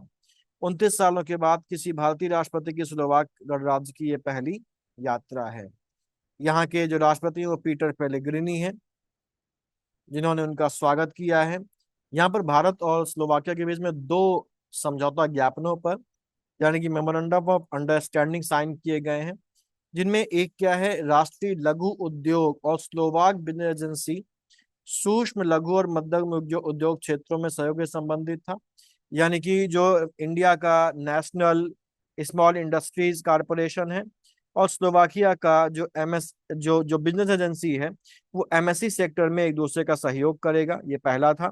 दूसरा है हमारा Sushma Swaraj institute of foreign affairs, foreign services और स्लोवाक विदेश मंत्रालय के मंत्रालयों के बीच डिप्लोमेटिक ट्रेनिंग से रिलेटेड जो कोऑपरेशन है उससे संबंधित था। ठीक है। इन्होंने नाइट्रा में स्थित कॉन्स्टेंटाइन द फिलोसफर यूनिवर्सिटी का दौरा भी किया। डॉक्टरेट की मानद उपाधि से हमारी राष्ट्रपति को वहां पर सम्मानित किया गया है। कहाँ पर? स्लोवाकिया में। नेक्स्ट है प्रधानमंत्री मोदी की सऊदी अरब की यात्रा। प्रधानमंत्री राजकीय यात्रा पर रहे 22 अप्रैल 2025 को। 2 दिन की यात्रा का कार्यक्रम था, लेकिन 22 अप्रैल को ही पहलगाम में आतंकवादी हमला हो गया। पहलगाम में कहाँ पर? पहलगाम में अब बैसरन घाटी है, नाम ध्यान रखिएगा, बैसरन घाटी में आतंकवादी हमला हो गया। तो जो प्रधानमंत्री मोदी हैं वो अपने दौरे को बीच में ही छोड़कर भारत वापस आ जाते हैं। ठीक है, भारत वापस आ जाते हैं, और यहाँ कोई चीज ज्यादा नहीं हो पाई क्योंकि उनको वापस लौटना पड़ा। हालांकि यहाँ पर द्विपक्षीय वार्ता हुई और भारत सऊदी अरब स्ट्रेटेजिक जो पार्टनरशिप काउंसिल है उसकी दूसरी बैठक की सदस्यता भी दोनों देश नेताओं के द्वारा करी गई है। ठीक। वर्तमान में भारत सऊदी अरब का दूसरा बड़ा व्यापारिक साझेदार है, जबकि सऊदी अरब भारत का 5वां बड़ा व्यापारिक साझेदार है। इतना यहाँ पर ध्यान रखना है। फिर है नेक्स्ट 46 आसियान शिखर सम्मेलन 2025। आसियान बेसिकली क्या है? साउथ ईस्ट एशिया के 10 देशों का एक समूह है। 1967 में इसकी स्थापना हुई थी और जकार्ता इंडोनेशिया में इसका जो हेड ऑफिस है या हेड क्वार्टर वो सिचुएटेड है। वो 10 देश कौन कौन से उनको हम लोग यहाँ पर देख लेते हैं। तो ASEAN basically 10 south east Asian country, जिनमें Indonesia, Thailand, Singapore, Philippines, Malaysia, Vietnam, Brunei, Cambodia, Myanmar और लाओस लाओस है, उनका ग्रुप है। स्थापना 1967 में की गई थी, मुख्यालय जकार्ता इंडोनेशिया में। तो ये 10 देशों के नाम। स्थापना कब हुई, मुख्यालय क्या है, ये ध्यान रखना है। यहाँ अगर हम लोग बाकी पॉइंट्स के बारे में बात करें तो इसका आयोजन कहाँ पर किया गया? कुआलालंपुर मलेशिया में किया गया। अध्यक्षता करी मलेशिया के प्रधानमंत्री दातो सेरी अनवर इब्राहिम ने करी। जो थीम था इसका वो था इंक्लूसिविटी एंड सस्टेनेबिलिटी, यानी कि समावेशीपन और स्थिरता। ये था यहाँ पर। इसके बाद प्रधानमंत्री मोदी की श्रीलंका यात्रा, और उसके बाद का जितना भी हमारा है वो हम लोग ऑलरेडी पिछली जो पुरानी घटनासार है वहां पर कवर कर चुके हैं। हम लोग यहाँ पर जो पुरानी घटनासार के एडिशन में नई घटनासार में जो पॉइंट्स हैं वो कर रहे हैं, क्योंकि जो चीजें हम लोग एक बार कर चुके हैं उसको यहाँ पर, क्योंकि समय ऑलरेडी कम है, तो उसको समय को ना वेस्ट किया जाए। जो पढ़ चुके हैं उसको वहीं से किया जा सकता है। जो एडिशनल नए पॉइंट्स आए हैं उनको हम लोग केवल यहाँ पर कवर कर रहे हैं। तो इसको इतना ही रखते हैं। इसका जो पीडीएफ है वो आपको टेलीग्राम चैनल पर मिल जाएगा। मिलते हैं अगले वीडियो में, तब तक पढ़ते रहिए, आगे बढ़ते रहिए। All the best.